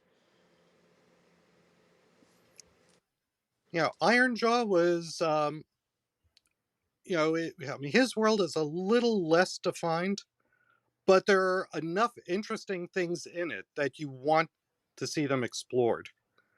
For example, because his takes place in the distant future, long after a nuclear war. Who knows? Maybe the nuclear war from Planet of the Vampires. If there was any continuity to these things. But he'll swear by the Great Machine. And we don't know exactly what that is. We'll get into that kind of down the line. It's just nice that there are these hints all the way through. And in both these books, the art is great. The storytelling, everything is top notch. And Mike Sikowski, again, he only does the first issue of Ironjaw, but it's a very broad, sweeping, kind of style that he adopts there. And then we get Pablo Marcos, and and as good as the art was in the first issue, the art's great on the rest of those issues. All right. I think we're ready to move on to the superhero or stuff that ended up being superhero, even if it didn't start off as uh, superhero books. And I think we should start with Howard Chaykin's Scorpion. Because again, the first issue of this series is the best thing Atlas put out. I highly recommend anybody seek out the first issue of The Scorpion. Fantastic cover, fantastic, 1930s pulp adventure style story. The second issue is also pretty good because it does carry on, although on the cover you could see them already trying to work in a superhero style costume for the Scorpion. Well, I mean, it's the same outfit that he wears in the first one. I mean, Right, but they've recolored it to be yeah, like, it's you not. know, Is it recolored on the inside? Now I have to tear it open and look at it again. I think you're right. I think on the inside it's his regular costume, but on the cover they've given it the red and blue look. But Chaykin certainly had a lot of great people doing the inking on him in that second issue. It's a good looking book. Yes, but unfortunately by the third issue they've decided to, well, they make hints in the first issue that the character of the Scorpion is some sort of immortal being, and that he's lived many lives throughout the centuries. And the book was supposed to take place in the 1930s. So by the third issue, when they decide to revamp it as a modern day superhero book, they begin it with making it seem like the identity he lived under in the 30s and 40s was killed during World War II, perhaps went underground for many years, and then reemerged in the 1970s as a costumed superhero. And while I will admit that as a kid, I would have had much more interested in the comic and the superhero, you know, the the guy in the superhero costume having more traditional superhero adventures, as opposed to the original book.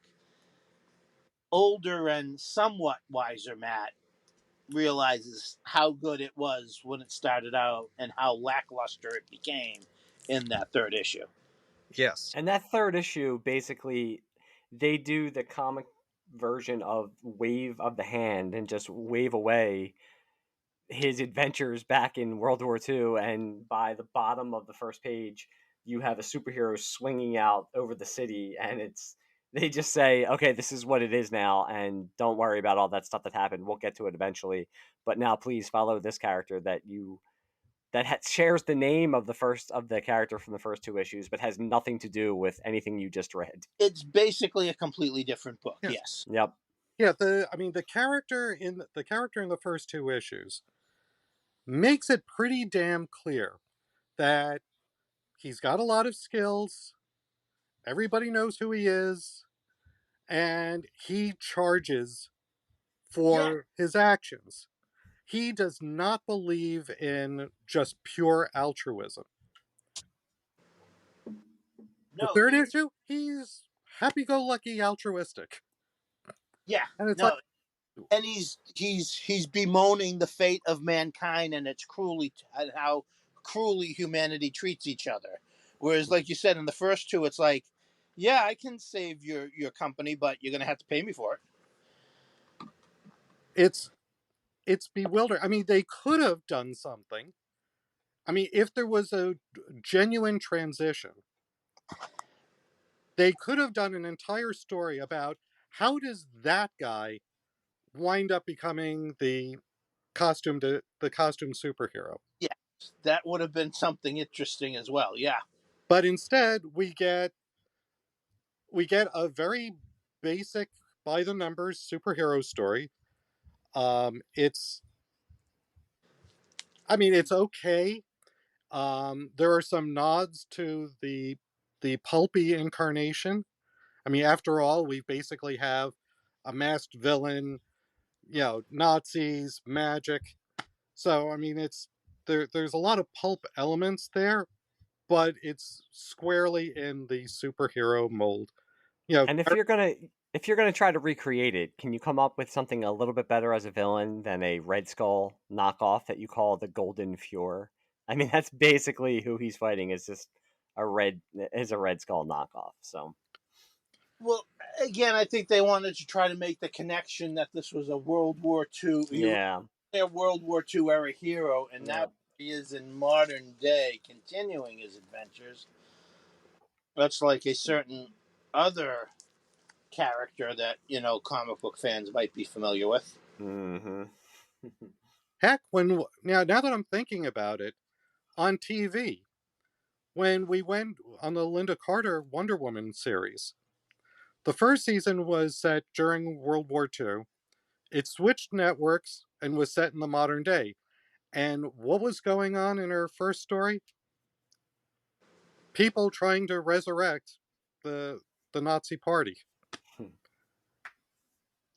I mean, again, it is always easy to have, once you have Nazis as your villains, you don't have to explain anything about why they're the villains. They're ready-made villains. I do love the idea that they've got a nuclear power plant powered by sewage. Yeah. Yes. That's what I really wanted to hear explained, because it's like, if you've got that, what do you need?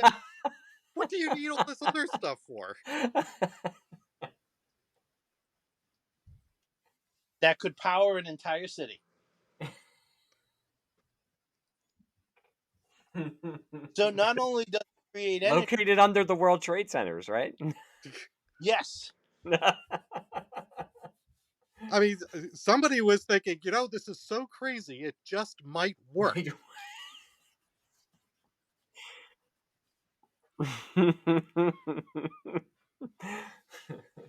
Oh, those silly Nazis. Yes, and they're spending their time trying to get a rabbi who they saw bring a golem to life. They think that this guy could then resurrect some Nazi generals from the good old days. But I mean, again, that's one of those things that almost is always kind of played comics, where you have villains who create this multi-million-dollar suit of armor that if you sold to the military would make you rich beyond your wildest dreams, yet they use it to hold up a bank. Here they have basically infinite. They could control the world's energy through sewage, but that's there's a famous, and I don't know if it actually comes from a comic. It's Spider-Man he's talking to an X-Men villain. I can't remember the name of the X-Men villain. He's a Stegosaurus. He's a dinosaur, but he says to where he says to him, you've come up with all these things. You could cure cancer instead of being evil. And he says to Spider-Man, but I like being evil. So it's basically it's the argument with Spider-Man too that nerds always bring up. Like, well, if he could like make web shooters, how come he couldn't just sell them and become rich? It's like, because, all right, he's Spider-Man. That's just because. Stop. You're overthinking it. Don't worry about it. Well, again, eventually they did write that into the comics, but yes, yeah.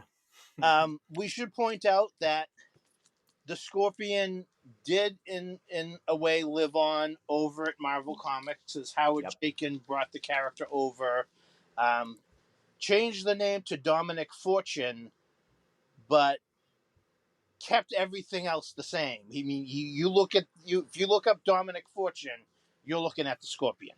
Yep. Yeah, Archie Goodwin basically went up to Jake and said, "Why don't you just do that for us?" and that was that. By the way, there's an author named Mike Chin who's written a couple of books. The first one is called The Paladin Mandates, and he's flat out said that his character is based on the Scorpion and Dominic Fortune. That's interesting because Dominic Fortune's an interesting character, and he had a backup feature in the Hulk magazine in the Yep. '70s. Yep. And I know he had at least one issue of, I think, Marvel Premiere, Yep. got the book, and yeah, he pops up now again. He's even been retconned into the origin of Captain America as being involved in Project Rebirth. He was like basically a guy they hired to look after Steve Rogers before he was given the formula to make sure Steve Rogers, wasn't assassinated by Nazi spies. So yeah, the character has lived on beyond Atlas Comics. See, that's So, the good. That's really the good thing about a lot of Atlas comics. A lot of the stories, even when they had things continue, were basically one and done. Which sometimes makes for like awkward binge reading. But you can just read one, walk away, do something else, come back. Oh, I think it's they're good that way. Trying to put yourself back in 1975 and reading these off the newsstands, and if you're invested in a character and then you go to the third issue and you pick it up and it's something that's totally different than what you were reading, you have to feel a little let down or that you're getting ripped off. But looking back at it and reading it in that mindset, it was interesting. And I didn't. We're joking about some of these comics or taking the piss out of them, but they were mostly all entertaining. There were a few, Yeah, like we said, like the Grim Ghost that were a little disappointing, but all of them are entertaining in their own way. There were yeah, none that there was only one or two that I was bored by that I read. I mean, most of them I was glad I read them, and there was something in the story or the art that I could latch onto and enjoy. yeah. I mean, like even that third issue of the Scorpion, that was the first one that I saw, and so that was the first Atlas comic that I actually bought, and not having read the Chaykin originals, I was able to just read this as some costume superhero is a little off-brand, but so what? I mean, even when I was younger, if it was something like Doctor Solar, Man of the Atom, or things like that, it was kind of like a nice treat, something that I didn't usually see. Yeah, I think we're going to talk about with the superheroes especially. They have a very kind of rack toys kind of feel to them, where they're just a little bit off-brand superheroes. They're kind of like the superheroes but just not exactly as interesting. But they're still enjoyable enough. Yeah, I mean, when I was reading Scorpion #3 when I was 12, I figured, okay, he's a little bit Batman, a little bit Spider-Man. Um, later on, reading it and seeing that he's also a newspaper publisher, so there's a little Green Hornet in there too. Um, I mean, it's not it's not the greatest superhero comic ever, it's not the but worst. it's not the Yeah. worst. It's a comic. Actually, there was Barry Morse worked on a TV show with Gene Barry called The Adventurer, and when he was asked about it, he said, "Well, it was a show. It wasn't a good show, but it wasn't a bad show. It was just a show." And that's basically what Scorpion #3 was. If there was a fourth one at that time, again, not knowing about the Chaykin originals, would I, as a 12-year-old, have picked up an issue 4? Quite possibly. At the very least for the off-brand novelty. Especially as a kid, there always seemed to be some excitement in finding a new superhero. Somebody, who literally wasn't your father's superhero. Something that was almost like a discovery in and of itself. You were getting in on the ground floor. Yeah, I mean it, and some of them are just like really, really offbeat concepts. and you just go with it. Well, let's move on to what I feel is definitely one of the least of the comics published by Yeah. Atlas, and that is their kung fu Tiger title, Man. Hands of the It Dragon, does. Nothing about which Tiger only Man worked for lasted me when one I issue. saw that either. Nothing. Literally And it nothing. makes this big promise on the cover with this blurb of, "From the Holocaust of an atomic explosion comes the toughest kung fu fighter of them all." And that's saying that's making a promise. And when I first looked at it, I thought, like, oh, well, maybe this is a post-apocalyptic kung fu, adventure. That's fantastic. No, no. And first of all, like I said, it's one issue, and it wastes most of that issue with an old man climbing through mountains with two babies strapped to his back. And it starts off just after World War II, and this guy is climbing through the mountains of Japan trying to get to China. And he's got his two young grandsons as babies strapped to his back.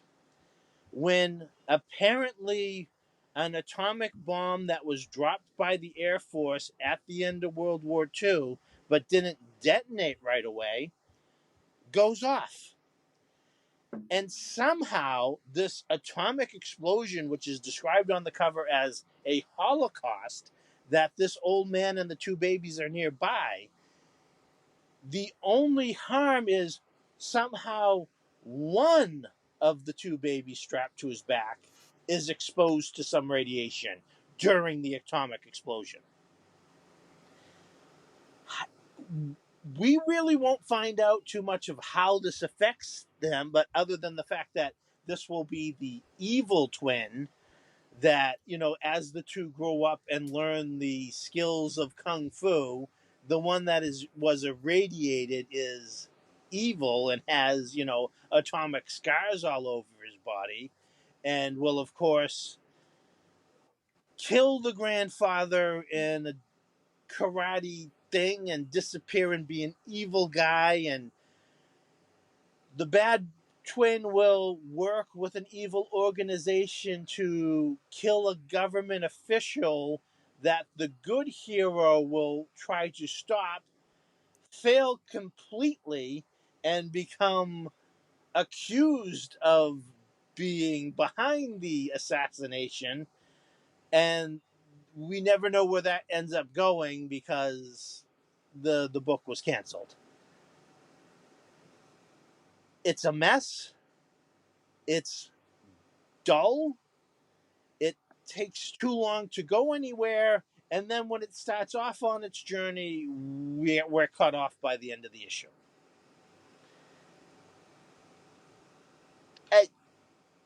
It's got a great cover. The costume design is pretty cool.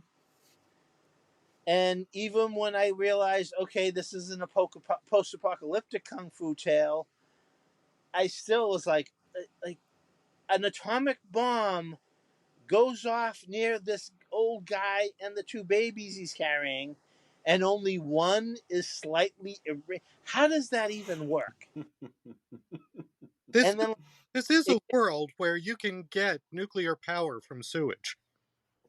well, we don't know if this world's connected to that world, but and again it goes into like how many cliches have there been about like the two brothers who both raised by martial arts masters, and one's evil and one's good, and they have to again. Yeah, they knew they needed a kung fu title, and I think they started from there, and then they were like, whatever, we just need something that's going to involve kung fu. And you know what? Throw post-apocalyptic on there too, because that'll get people to read it. It's like you said, the cover is very cool. After that, most of it's just a disappointment. Well, and then they even make their hero a failure. He doesn't even save the day. And not only does he not save the day, he gets blamed for ruining the day. It's mind-boggling how they thought this was going to work. However, unless anybody else wants to say anything more about it, we'll move on to what I feel is the absolute worst, most dysfunctional comic series Atlas put out, and that is Target, which right from the beginning had no idea what it wanted to be, what it was supposed to be, and then they still kept changing it and making it worse somehow. Target. Yeah. Oh, no, go ahead. I'm sorry. All right. So Target starts off, and even looking at its cover, it starts off as what would be like it was trying to capitalize on the men's adventure paperbacks that were very popular at the time. He's an FBI agent. His wife and daughter are killed in a terrorist attack on the plane they were on, and it turns out like, oh, it was mafia based. So you kind of get the idea. Okay, we're going to get another Mac Bolan, Frank Castle, Punisher style character. The problem is within the first issue, Even the title tone lettering's of the not art inspiring does at not all. match the tone of the Like, look at the story. title lettering. It's so flat. If It you're looks like looking at Hanna-Barbera. the And then art, you look down, it and it's like, seems what is like you're this? reading a parody of men's adventures. Mhm. But if you're Yeah. reading the story, it seems like you're reading a grim and gritty men's adventure revenge tale. But like I said, the art and the sound effects of the art seem like it's a parody, like it would be in the Mad magazine. I There, have I'll agree. There in that first issue, there is little uh, dramatic tension. There is more dramatic tension on the cover, which is drawn by somebody else altogether. I think Dick Giordano. Um, I'm probably wrong, but it's a dramatic cover. You want to see how that guy is going to get out of that predicament. Um, and there is nothing with the same tension in the rest of the book. no, like I said, some of it looks like it's trying to almost be Naked Gun, and it like I said, it doesn't like the art doesn't match the storytelling, and then right from there in the second issue, again they decided, all right, we have to turn this guy into some sort of costumed hero, and they stick him in an admittedly cool looking costume on a cool looking cover, but still it's mild, and they change it from Target to John Target Manstalker, which is I don't even think was a good title for the 70s. And he's Nor again nor does anyone call him Manstalker. just on the cover as far as I can tell, because it what didn't come up in the issues. And by the third issue, he's still in that same costume, but he's battling what is clearly again some sort of supervillain who attacks with different types of the doom skulls of Professor Death, where he throws these exploding skulls that have gas in them. Only apparently this guy doesn't know the formula to kill people, because when Target is exposed to this gas, it gives him superpowers. So by the end of the third issue, he's in comics, he's developing superpowers, but we fortunately don't find out where that's going anyways, because we never got a fourth issue, which is just as well, because this book is all over the place. I don't know again what concept they were going for, but Well, I agree with you that the initial impetus for this was certainly go after the men's action adventure paperback audience. Um, I There's a lot of the plot for the second issue that really leans into that. It's odd that they start leaning away from his very obvious war with the mob in order to go into this even larger scale, story, involving oil pipelines. But that's still very much in the men's action adventure books of the time. But to say, okay, you're gonna be undercover, which doesn't make any sense because one, everybody knows his name, and two, and we're going to give you this costume because everybody knows that if you're working undercover, you need a gaudy costume. But there really is no need for the outfit.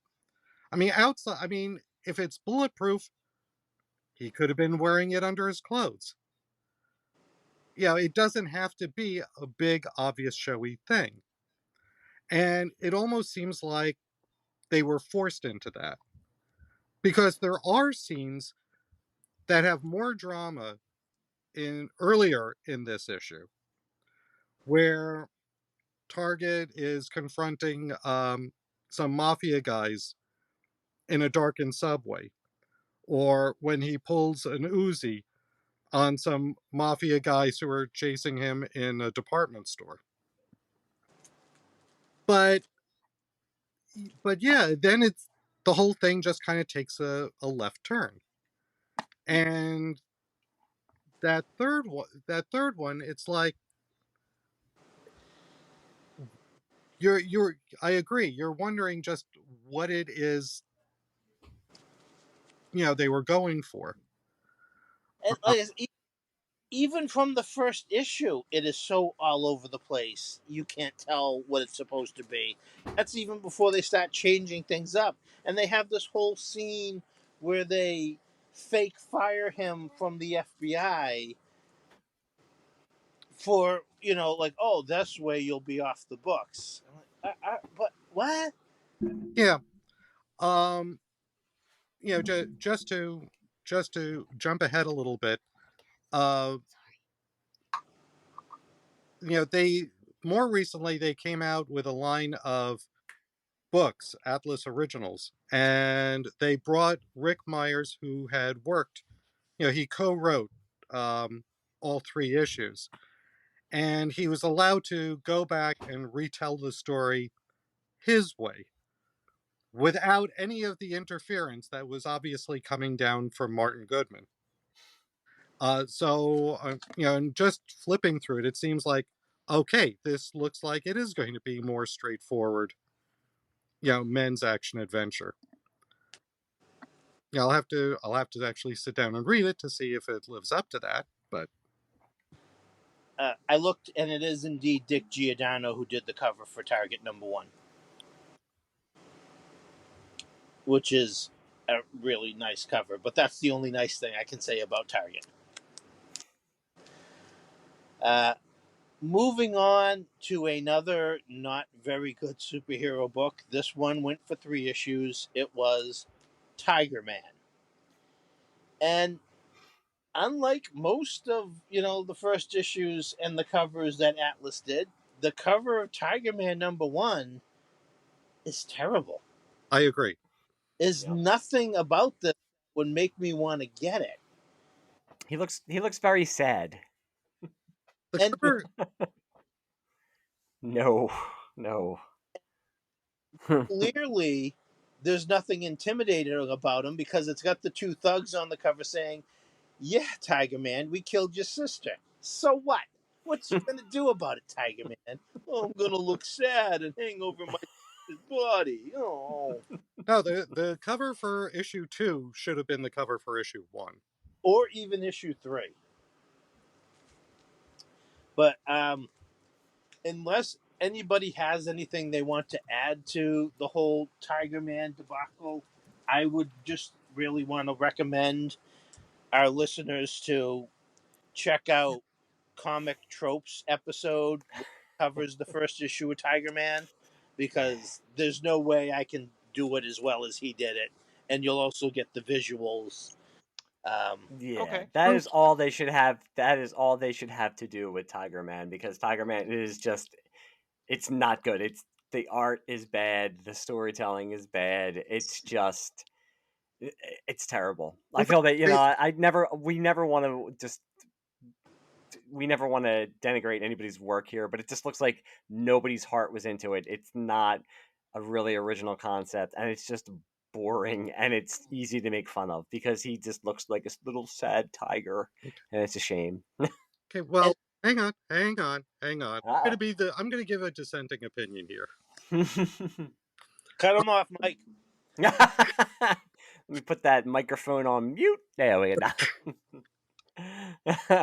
Well, first of all, Tiger Man actually started in one of their black and white magazines, Thrilling Adventure Stories. And looking at that story and then the first issue, you get one impression of where they wanted to go with this, which was namely that he was going to be, you know, a hard-ass superhero, somebody who's going to be, you know, who had like a little bit of the Punisher in him, even though the Punisher wasn't really a thing just yet.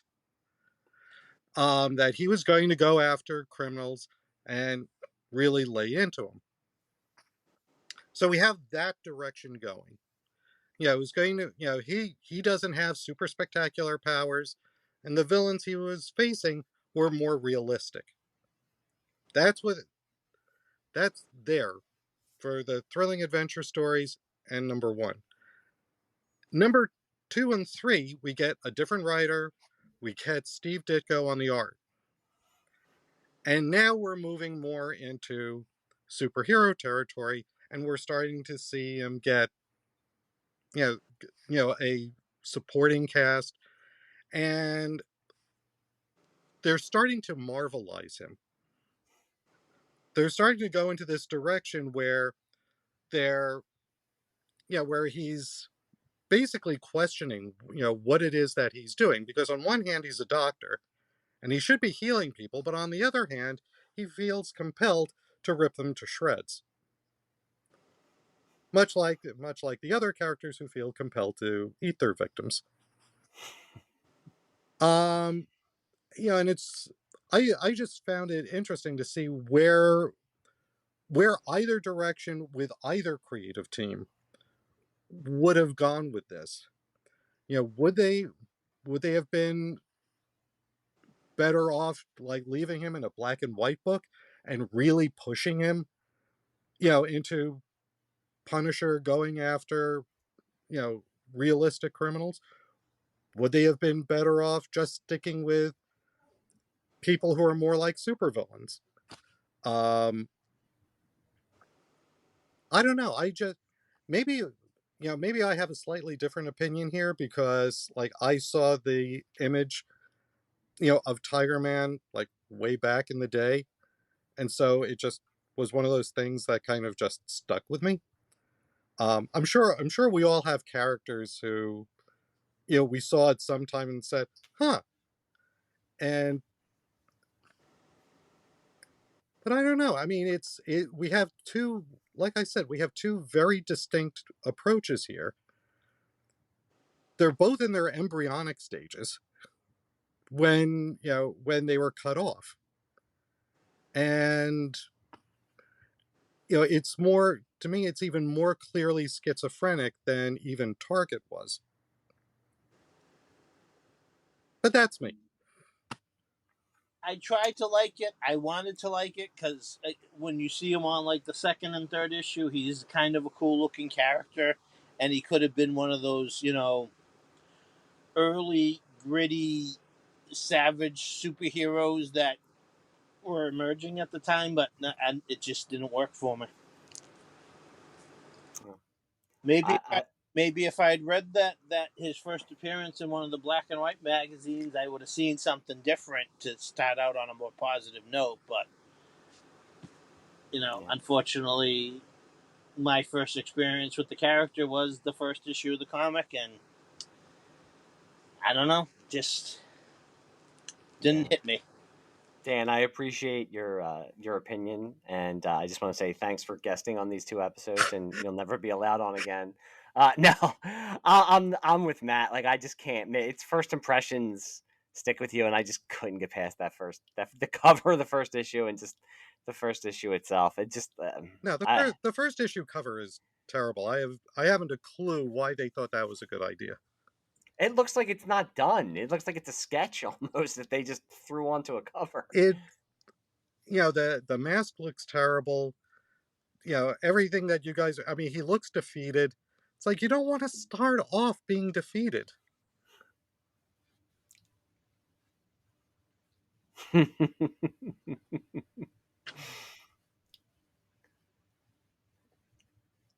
Yeah, yes. And like the two thugs are basically laughing at him and making fun of him. I mean, he could have, like Dan said. They even go with it in that first issue. I mean, he's not. I don't think he's killing people, but he'll like slash their face. So he could have been a prototype of like Wolverine character if they went forward with him. But yeah, I just couldn't. I couldn't get past that first issue and the cover. I couldn't take him seriously. All right, well, we're ready to move on. We will rise like a phoenix from the ashes with the Phoenix, or the Protector, because he's the superhero that is two different superheroes as the comic goes on. The Phoenix starts off, and it already starts off kind of strange because our main hero is one of 3 astronauts that's on an orbiting space station that loses its orbit and crashes to Earth up near the North Pole. He almost dies, but he is rescued by 3 aliens that have a hidden secret base up there where they have been studying mankind, and they save his life, only to decide that since they know he knows they exist, they have to kill him. So let me repeat that. Oh hell yeah! He was going to die. Yeah, They with Matt on my expose second themselves watch to of Dark him, Shadows. letting them know The they storyline that he exist, would use save in his life, what and I like to now decide call Dan since Curtis's Bram Stoker's Dracula. he knows they Because I exist, guess the original he title was needs Bram to Stoker's die. Dracula. Well, he But part pleads of his the case, deal, and in order one of for them says, the well, Coppola yeah, movie to maybe use we'll the same let him title, which is live. strange because he's the more We're going to robust, but invade whatever. the Earth anyway, so Since who they wanted to use cares? Bram Stoker's Dracula title. Well, One of as the he things that they escapes now from on these that went aliens at, as in you their pointed out in secret that base, he storyline, pieces together a that super storyline suit, actually goes back to and Dark he Shadows. becomes the He superhero uses his stuff a Phoenix, lot. where for the first 2 issues, he But nonetheless, defends I'm a the big fan Earth of that against show the and alien his stuff. invasion. That's a pretty cool concept and idea once you get past the whole contradictory origin of the alien saving him and then wanting to kill him. But They're very paranoid aliens. No, seriously, for anybody who hasn't read this, we are talking about really paranoid aliens. They have discussions about how paranoid they are. They're basically the total opposites of like Abin Sur, because this is basically almost like a Green Lantern Iron Man mashup, but they're like the total opposites of like Abin Sur crashing onto Earth and seeking out like a human with courage. These guys are just like, yeah, they need therapy, basically. They're very 70s aliens. They're very paranoid. and well, there's also like the subplot of the hero's wife thinking he's dead, but hoping that maybe he did survive, and him wanting to get back to her. But that's all dropped by the the 3rd issue is almost a fill-in issue. While it, like maybe they decided what they wanted to do with this character post alien invasion, where he battles some Yetis for half a story, because there's a backup story in this featuring a new superhero called the Dark Avenger that never appears again unless he was in one of those black and white magazines.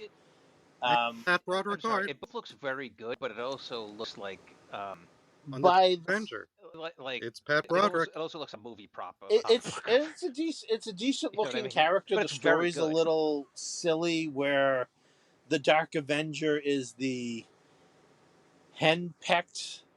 He's one of two brothers. Of He course. he's the less favored brother by the mother, who kind of henpecks the one that is the hero. It's a little strange. Um, Almost written like it's written for comic book fan type of nerd. But yeah, by the fourth issue, they've basically they rewrite his origin. He's actually given new powers by new aliens, along with a new costume and new identity. And not only is his superhero identity new, his old identity is, because he decides he's going to commit suicide at the beginning of the issue, leaving his wife behind, and now he has become the protector. Like I said, new powers, new costume. It, It's Within 4 demented. years, you've already changed everything. You don't even need to pick up the first 3 issues. And what's worse is that the changes that are made, it's just one for one replacements of what you already had. There's no good reason for what they did. Yeah, I mean, they could have just redesigned the costume, and I don't see why they think somehow the Protector is any better of a title than Phoenix. It makes no sense. And one thing that has to be discussed, um, in regards to the first 2.5 issues, is that there is a religious subtext to it. Um, they are. This is an era when, in the pages of uh, the early '70s version of Warlock, where he was on Counter Earth and fighting the Man Beast, I think that's what he was called. The High Evolutionary was God, the Man Beast was the devil, and Adam Warlock was basically a Christ figure. And when they wrapped up that story in the pages of the Hulk, Adam Warlock is even put on a crucifix like device. Wink, wink, nudge, nudge, before he ascends to heaven. Um, Around this same time that this book is coming out, we have the Jim Starlin Warlock, which takes those ideas and puts a different spin on them. And then in 1978, a few years after this, we have in the film version of Superman, they also do certain Christ-like imagery. Here, it's kind of thrown in, kind of piecemeal. Here, there, dying, rising. Let's throw in a crucifix. Just cause. Um, they even, when he's initially, racked with what am I supposed to do with these new superpowers I've got? And by the end of the second issue, he's settled on his mission that the aliens wanted to destroy the Earth because uh, they felt that Earth was like a failed experiment, and he wanted to start going around and bring out the best in people, start inspiring them. He's not quite sure how, but that's really what he wants to do. In the third issue, he's still trying to figure out just how you do that. When he flies off to Tibet to handle this situation with Yeti, who are attacking a village in the middle of nowhere. Okay, we're talking about a fairly primitive village on a mountain in Tibet. And the Yeti are being sent out by Satan. Let me rephrase that. It's an alien posing as Satan, is playing up the fact that he's Satan to these people who are most likely Buddhists. And it's like, and I'm reading this thinking, what? And Listen, there was a lot of really good LSD going around in the 70s, and most of those comic writers were indulging. So and once again, we have, he's tied to a crucifix so he could be fed to the Loch Ness Monster in Tibet. Just so you're keeping score. yeah, it makes total sense. Of course it does. Yes. And it's like, and he's flying off feeling, he's not the one who makes the ultimate sacrifice here. It's an old man from the village who got Phoenix to really get involved with the action. And he says, well, these people, the old man showed what was best. They'll be talking about that old man. As Phoenix is flying away, they're all saying, "Yay, Phoenix!" So they've completely forgotten about the guy who gave the ultimate sacrifice to save them. Well, he didn't have his own comic book. Yes, if only he had a super suit also. But it is some really scrambled, you know, religious imagery that they're trying, that they try to tie to Phoenix. In the fourth issue, all of that is stripped away because we have a completely different team, and it's baffling as to whether they read the previous issues, because after he has decided my mission is to bring out the best in humanity, he starts off the fourth issue saying, I'm a complete and utter failure, I'm going to kill myself. Yeah, it's weird because it like I said, the third issue almost seems like it's just a filler. Where like we're gonna change this thing up, but we need to get another issue out before then. So just put something together. And obviously, again, the creative team for issue 4 just decided we're throwing out everything that came before, anyways, and starting all new name, new costume, new powers. And again, I know a little bit about how difficult it was to launch. Like anytime you wanted to launch a new magazine, you had to pay the post office fees or something. So it was easier to, transfer, change up a title that you were already publishing. So that's probably why they just went with changing the concept and the title. But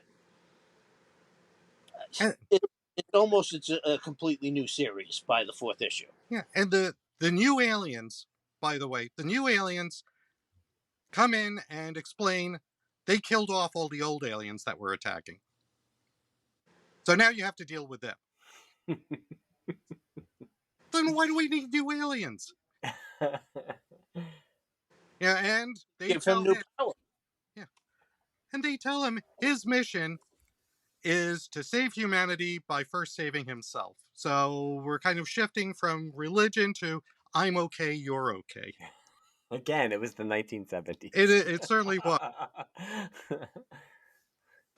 Yeah. It's yeah. All right. Let's move on to what is my favorite superhero title of Atlas. It only ran for 2 issues. It is The Cougar.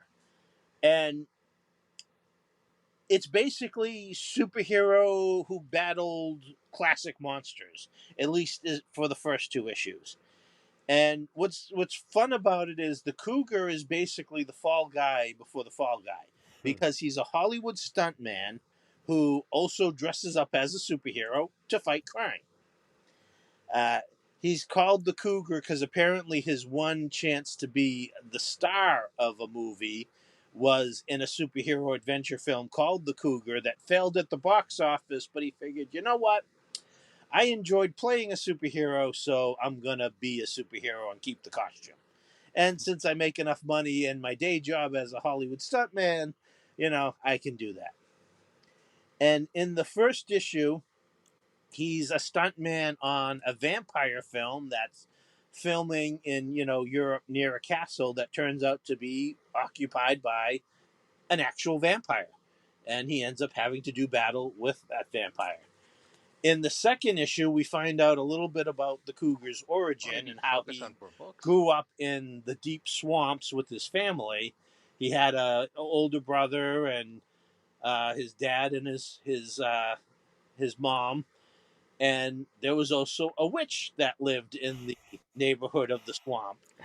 And the older brother didn't like the witch, and one time he insulted her, so she cursed him into being a werewolf, and he's the werewolf that the Cougar has to battle in the second issue. It's very silly, but I liked what they did with it. It was a lot of fun. It was like they knew it was a silly concept, but they just kind of went with it. They just went all in, and it's enjoyable. So this was the first issue. Is dedicated to Dan Curtis, who did Kolchak the Night Stalker, at least the original TV movie and its sequel, the Night Strangler. And during the 70s, Dan Curtis was like the guy for TV horror. He also did a TV movie of Dracula starring Jack Palance. And that movie is actually where the idea of when Dracula is looking for, his lost love and sees her reincarnated, that's why he's coming to England. That's a trope that's been going on for years. That is the TV movie that started it. It wasn't in any previous version. And what do we have here? The vampire thinking that the actress in the movie is the reincarnation of his lost love. The beginning of this, where we see them filming a big fight between the vampire hunter and the vampire, and then it gets into an accident, and both of them are thrown from the top of this stagecoach. That is the beginning of the Hammer film Dracula AD 1972. That is exactly what happens. So they know exactly what they're doing here. They're giving massive tips of the hat to the source material.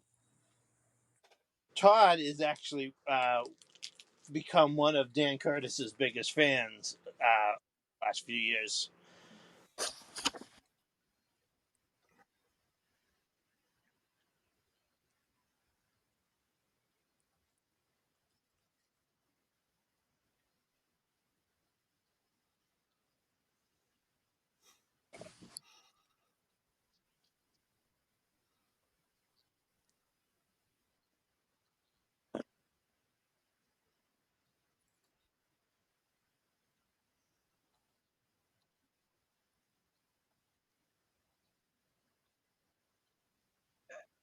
I mean, if Universal's behind it, I like the odds. I mean, we'll see, but at least it's not like at least it's not like some. Now, granted, this is the only thing I was able to find out about it, but again, it seems plausible enough. And if Universal was behind it, I had a then lot of fun sure, with the I see them Cougar. It giving would it a have been crack with at interesting to least one see, of the what kind of I'm very classic didn't cost too monsters he much would have battled after that. characters, especially ride on the wave. They of do superhero they bandwagon, do but leave it on they a probably should have cliffhanger. happened about 10 years ago. So we'll see. Because by the end, of the second issue, he takes a pretty nasty fall fighting the werewolf. And I'll the watch the tarantula as intimation like a is horror that movie, he like may a never horror walk version of the again. tarantula. I'll watch Yeah, which maybe they would have turned him bionic. You know, they could rebuild him. We You can get have the stuff out of this. Exactly, technology. it's there. Um, Yeah, they could have even, right. like, oh, he got scratched by his werewolf brother, but not They changed the killed, so he's characters. got a Why little can't bit you? of werewolf / cougar power. Yeah, but Yes. it was a fun idea. It's too bad. Again, I would have By the followed the third movie, cougar yeah, along. they'll have different It was a powers. lot Be of fun. great. I guess unless anybody else has got something, we'll move on to the final title, The Destructor, which has some comic book legends attached to it. Steve Ditko and Wally Wood. And again, you've got some covers that look like they could have been done by Jack Kirby. Um, the Destructor #1 has got some classic superhero imagery as our hero bashes through a wall to rescue some people who are being held at gunpoint. Um, it's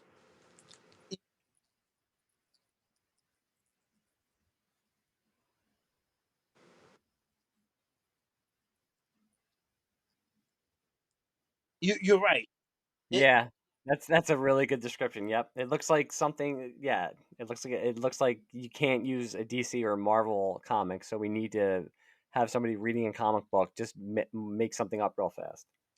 well, and even the concept seems like it comes from a fake comic because Hmm. the Destructor's father is an inventor who is inventing basically a superhero serum to give to people, and but the Destructor's also he works for the mob, and he enjoys working for the mob.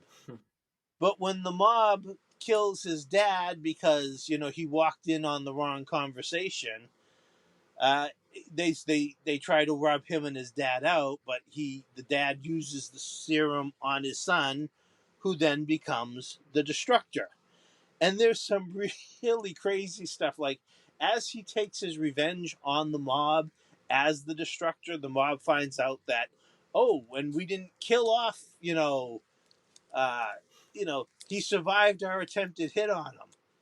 Oh, that means both this kid and the Destructor are coming at. Like they never put two and two together that the kid they tried to kill is also the superhero that's suddenly coming after them. Yeah, they're not the brightest of hoods. Once again, by the time we reach the 4th issue, everything changes. It goes from superhero versus the mob to superhero who has a destiny of saving this underground population of mutant freaks from a, a nearby military's base nuclear reactor that has changed his powers. So now suddenly the Destructor has not only a new storyline but a new set of powers. Like you can see it right on the cover of issue 4. Suddenly he's got, he can project beams from his fists, whereas before he was just more like a Captain America with an extremely with a healing factor. And again, like the cover of issue 2 looks like very Kirby-esque. It ends on kind of a cliffhanger as he starts to go out on his new mission to a lot of this. I mean, again, Wally Wood and Steve Ditko, comic book royalties. If you don't think the two of them can put together a superhero book that maybe you should just leave alone and let them do their thing, maybe you shouldn't be publishing comics. I mean, again, not everything that Ditko and Wally Wood has done have been successful, but they know what they're doing. Yeah, it's not boring. I enjoy the Ditko art in the issues that I saw. I felt like the character itself, like the origin, is very. I mean, it's interesting because, like you said, he's somebody who enjoys being a criminal, but then he kind of gets that Spider-Man moment where he has the guilt of feeling that he's the one who's responsible for his father's death, so he's going to be the one who goes out and avenges not only the father's death, but then he's going to take on criminals. But again, it's I like the art, but it could have become something, but it was something that was a little bit, just again, a little bit derivative of other things that have been done a little bit better. But these titles never got a chance to grow past a third or fourth issue, so we never did see where they could have gone. And they were always, with each issue, they were just tinkering with it and changing up powers and changing up identities and changing up timelines. So they just never got onto, one storyline or one thing that we could hold on to. So you never knew from issue to issue what you were going to get. Yeah, Right, and again, you could it made them it almost made they were almost making the point like, well, don't buy what we're publishing now, buy what we're publishing 2 months from now because that's Mm-hmm. where we're going. Yep. Forget about the first 3 issues of Phoenix and the Destructor. The fourth issues are really where we're gonna decide on where we're going with it. Who knows with the Cougar, that could have completely changed direction as well. and It in some of these cases, what was going on in the earlier issues is better than what the changes were. So, and like the Destructor is a perfectly good example. Um, you know, derivative, yes, but you still have people working on it who are at the top of their forms. Um, after the first issue, which has a lot going on in it, and yet you don't feel crammed. We start building out into a supporting cast. Then we start seeing, this larger mob organization. I mean, things were building out, and then Steve Ditko is asked to basically flush everything down the toilet. The character is on a specific mission at the end of issue 3. He is going to a particular location to follow up on a lead, and he starts off issue 4 saying, I don't know what I'm doing. Yeah, he's suddenly in a cave. I mean, they created, like we build up that he's having the revenge on the mob, and he takes out most of the mobsters in his hometown. He travels the country, and they have him come across, another, crime boss who's living in the country, and he meets them. They don't know who he is, but he kind of weasels his way into living at this guy's house and dating the mob boss's daughter. And I was like, yeah, this is an interesting direction to go. But no, the next thing we know, he's in an underground cave meeting these mutated survivors of uh, uh, um, a think tank that used to live in this underground bunker, and then they were mutated when the government betrayed them. Yeah, it's because the government keeps on doing these underground nuclear tests. They were outlawed, but the army decides that they're going to keep doing them, which is why they Yeah, I now can't wait to see watch it. It's been a while. the Destructor as their possible savior.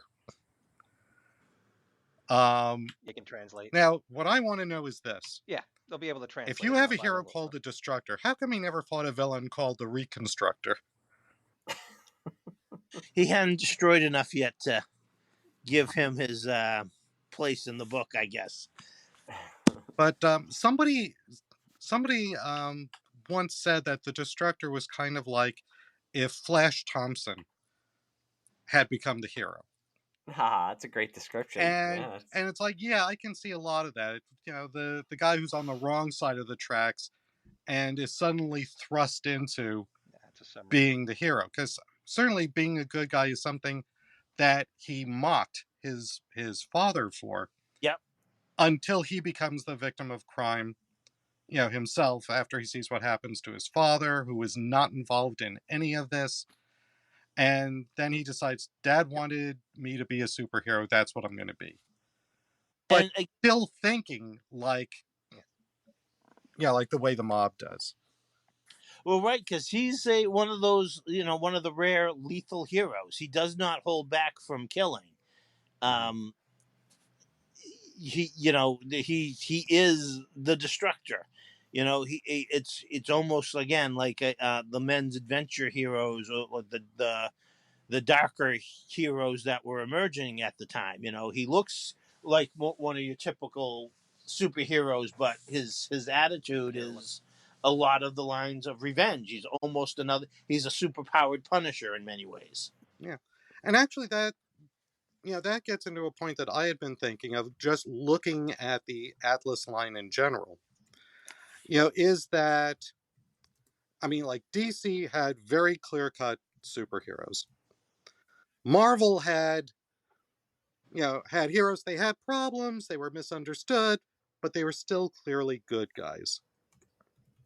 You look over at Atlas, and that's not what you get. It is a darker universe. It's an edgier universe.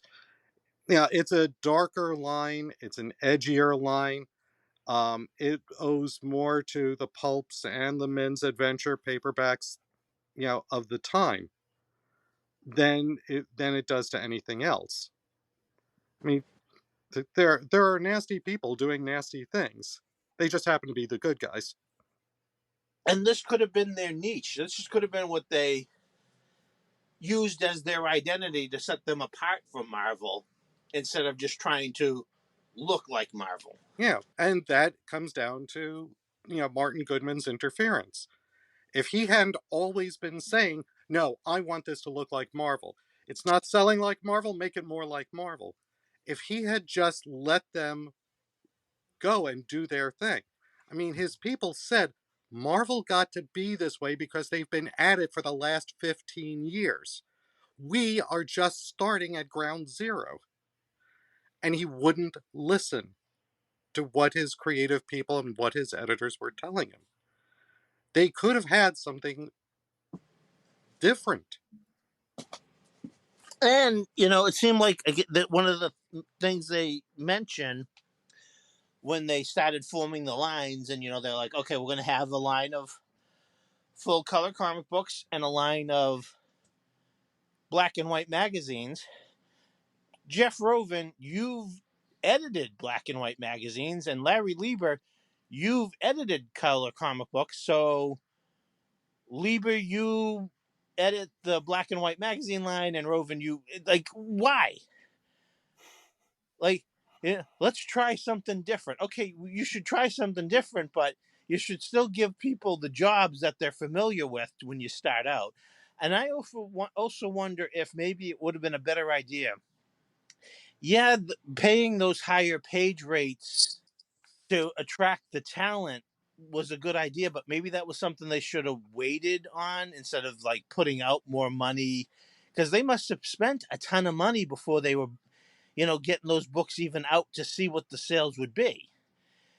Offering instead a bigger percentage, like a better back end percentage would give those creators more incentive to create better books that sold better, as opposed to, well, I don't even care. I'm getting great page rates for the book as it is. I don't care how well it sells. Whereas, doing the reverse, they would have, been spending less at the beginning. Again, I've never run a publishing company, so I don't know. But this was obviously a failed experiment, and I applaud at first the fact that they tried a little bit of everything, but again, before they even let those seeds start to grow, nope, we're changing it. Well, how do we even know whether people like this or not? I can't imagine the sales came back. And from what I understand, though, they even had some distribution problems. So, I'm sure some of those books were getting on the racks a little late, if they were getting on the racks at all. Yeah. I mean, like we said at the beginning of the episode, it was a fascinating failure, but the seed that did plant did grow in other companies and in the comic world in general with talent, like we talked about with Rick Buckler and Howard Chaykin, and also, I mean, like Larry Hama, Ernie Chan, and with the way that business was done with page rates, with giving artists back their original artwork. So I think, And ownership of those creations too. yep, yep, ownership of the creations, and now, I mean, to bring that around to now, the Atlas Comics was recently in entertainment news. Back in 2019, Steve Paul, he runs SP Media Group, and he acquired a majority stake in the Atlas Comics library. He signed a first look deal with Paramount Pictures to develop and finance and produce superhero and others films based on those comics. And it was only a couple weeks ago that they announced that they're going to be going forward with a Devilina movie that they hope will establish a shared universe with other Atlas properties. So, I mean, we're seeing Marvel and DC are out there are using all their characters. So why not try to bring in some superheroes that maybe people haven't heard of, and maybe they're getting tired of Marvel and DC, and you jump on the superhero bandwagon. But Atlas, it seems like it might be a footnote in comic book history, but it keeps on poking its head up and and getting its name out there every couple of years and reminding people that it did exist. And I mean, I'm glad it does because it led to this episode. And this was fun, just going over all of these comics and just talking about all these comics because, like we said, I mean, they might not have been the most creative comics, they might not have been it might not have been the greatest stories, the greatest art, but they were always something interesting in every almost every issue. Maybe not Tiger Man for most of us, sorry Dan, but but I mean, I don't know what you guys think. Do you think we'll see a Devilina movie or any movies based on Atlas properties? See, No.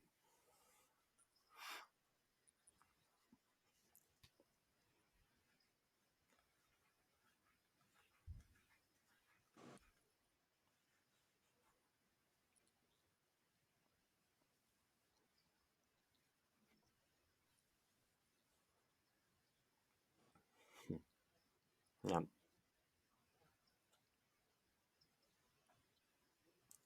Yeah, they're kind of yeah, they kind of missed out. I mean, everybody now wants a shared universe, but yeah, it's 5 to 10 years too late, probably. the first two issues of the Phoenix would make an excellent movie. Um, the the I mean, to be honest, with all the streaming and everything that everybody wants content and they're trying to fill up content, you could make streaming series. Yeah, you could definitely get stuff out of it.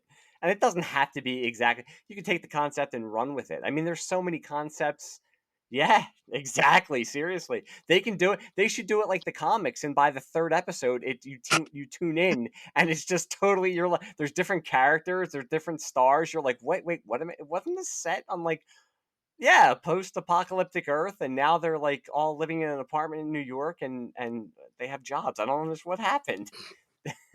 the con They what they should do is make a miniseries about Martin Goodman trying to screw over Stan Lee and Marvel, and just the behind the scenes of Martin Goodman's son getting screwed out of being the publisher of Marvel Comics. Now that would be fun too. There was a story about one of the editors, had a particularly tense meeting with the Goodmans and stormed out of it. And he said that he had gone into a kind of fugue state. He was so upset that he had no idea what he was doing until hours later. He had, without realizing it, he had returned to his office, taken a pair of scissors, gone into the men's room, and cut off all his hair. That's how upset he was. By the way, For anybody who really wants to get more of a deep dive into the history, Tomorrow's Publishing, Comic Book Artist number 16. It's only available digitally now, but they spent an entire issue interviewing people who were there, and it was one of the things that really gave me a reappraisal of Atlas and made me want to take a look and pick up copies every now and then. Just as a quick postscript, I know we were concentrating on the 70s stuff. Years ago, Atlas had teamed up. Martin Goodman's grandson now has the properties, and with Art and Entertainment, he tried to bring it back, and he did just a handful of miniseries with new versions of the Grim Ghost and Phoenix and Wolf the Barbarian, which I know also roped in Lomax, NYPD, and Ironjaw. And then just a few years ago, they put out a line of prose books using the old comic book covers, as the covers for these books.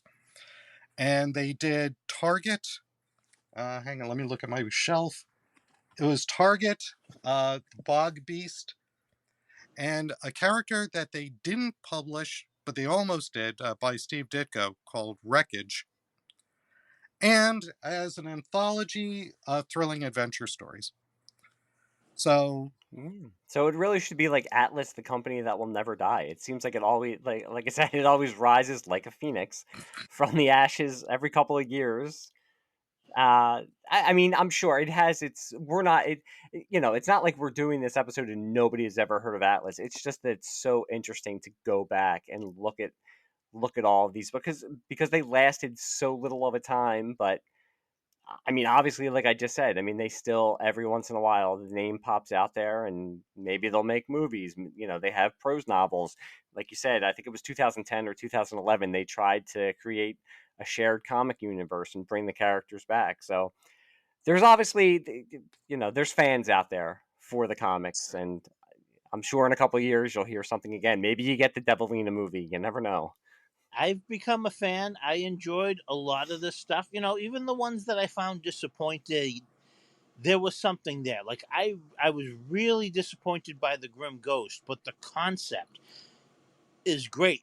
There is something there that if a creative team really wanted to get into it, I think the Grim Ghost could be a really successful series or TV show or even movie. yeah, it's got a great visual. It's got, I mean, the characterizations. I had no problem with the characterization. Yeah, they just needed to, beef up the action. Beef up what he does, beat up who he has to go up against. So it's a challenge. But all these ideas, there were all kinds of weird and wonderful things that were percolating at the time. Well, they were the new house of ideas, as one of the house heads had it again with its little dig toward Marvel. But yeah, I think you know what guys, gentlemen, we finally did it. We finally did our Atlas episode. It was months in the making, but we finally did it, and it was as long as we thought it would be. But it was it was a great time. This was a fun episode talking about these comic books and getting to.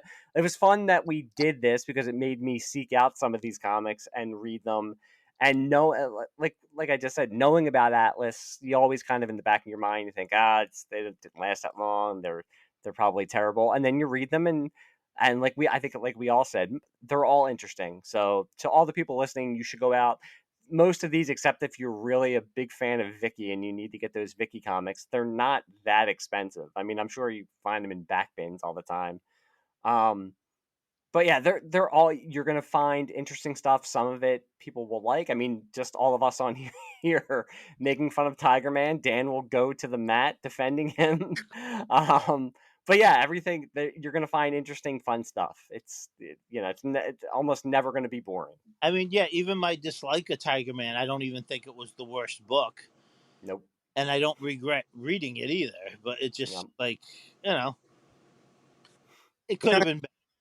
Yeah, and considering that they all ran between 1 and 4 issues, you can have the entire run with very little problem. Again, if I actually had more disposable income, I would have those other 3 issues of Vicky. They were just like I didn't feel it was worth the price that people were asking for it. So, do I want these issues of Vicky, or do I want to eat this month? Or for the next several months. Yeah. Well, I think that's going to get us to the end of the episode. Dan, I want to thank you again for guesting on the show, for coming back. It is always a pleasure, and we appreciate your expertise, not only in comics in general, but also Atlas. You brought so much to this episode, and I want to thank you a lot. What do you have going on? What do you want to let the people out there listening know about what's going on? Let's see. Well, I am forever hawking my book, Wavelengths, covering sci-fi in every reality. And for all you comic book listeners, yes, I hit the comic books of several alternate universes. You will not be disappointed. I'm also going to be doing some informational videos that tie in with the book. So it's not going to be just trailers. Um, uh, we were just shooting a video. We did some location shooting to discuss the character of Gulliver Jones, and that will also touch upon just who that character is, and we will be talking about his comic book appearances over the years. And yeah, that's what we're going to be doing right now. Yes, I could say from personal experience, go out. It's on Amazon. Go and buy the book. It is great. Look for the videos, and like I said, from all of us, I wanted to thank you again for coming on. And you have an open invitation. Whenever you want to come on and talk about something, please let us know, and you are always welcome back. Thank you. This has been a lot of fun. And Matt and Todd, TV Rewind podcast. Yes, yep. Do you want to give us a sneak peek on what's coming next? Well, we're actually going to skip this week, but we've got coming up we'll be doing our next episode will be on the Mackenzie brothers, Rick Moranis and Dave Thomas, Strange Brew with Mac. Yes, great. Yes, I can't wait to listen to that one. That's going to be great. We will be joined by an actual Canadian to cover the movie as well. You guys got to make it authentic. I mean, if people listening aren't excited by that, then every October we go. I mean, not that we don't cover horror movies year round, but every October it's Halloween, so we go into some of our favorite Halloween. Horror movies to me, there are certain horror movies that seem more Halloween season than others. Like Friday the 13th, doesn't give me that Halloween feeling the way, say, Halloween does, or the classic Universal monsters do. So we try to tailor the October as those Halloween classics. Nice. Very good. That's something else to look forward to. And they can find you all over the socials at TV Movie Rewind Podcast. Anywhere they find Mass Faces, Secret Bases, they can find the TV Movie Rewind Podcast. Nice segue. Yep, look for us on Twitter, on Facebook. That's really the only places we're at right now. But yeah, I mean, after such a long, we had to make up for the long break by doing a supersized episode like this. So I think that makes up for the couple months that we weren't around. But we promise that we will not be away as long as we were these last couple months. So from everybody here, I just wanted to thank everybody for listening, and we will be back soon. See you in the funny pages. Bye-bye.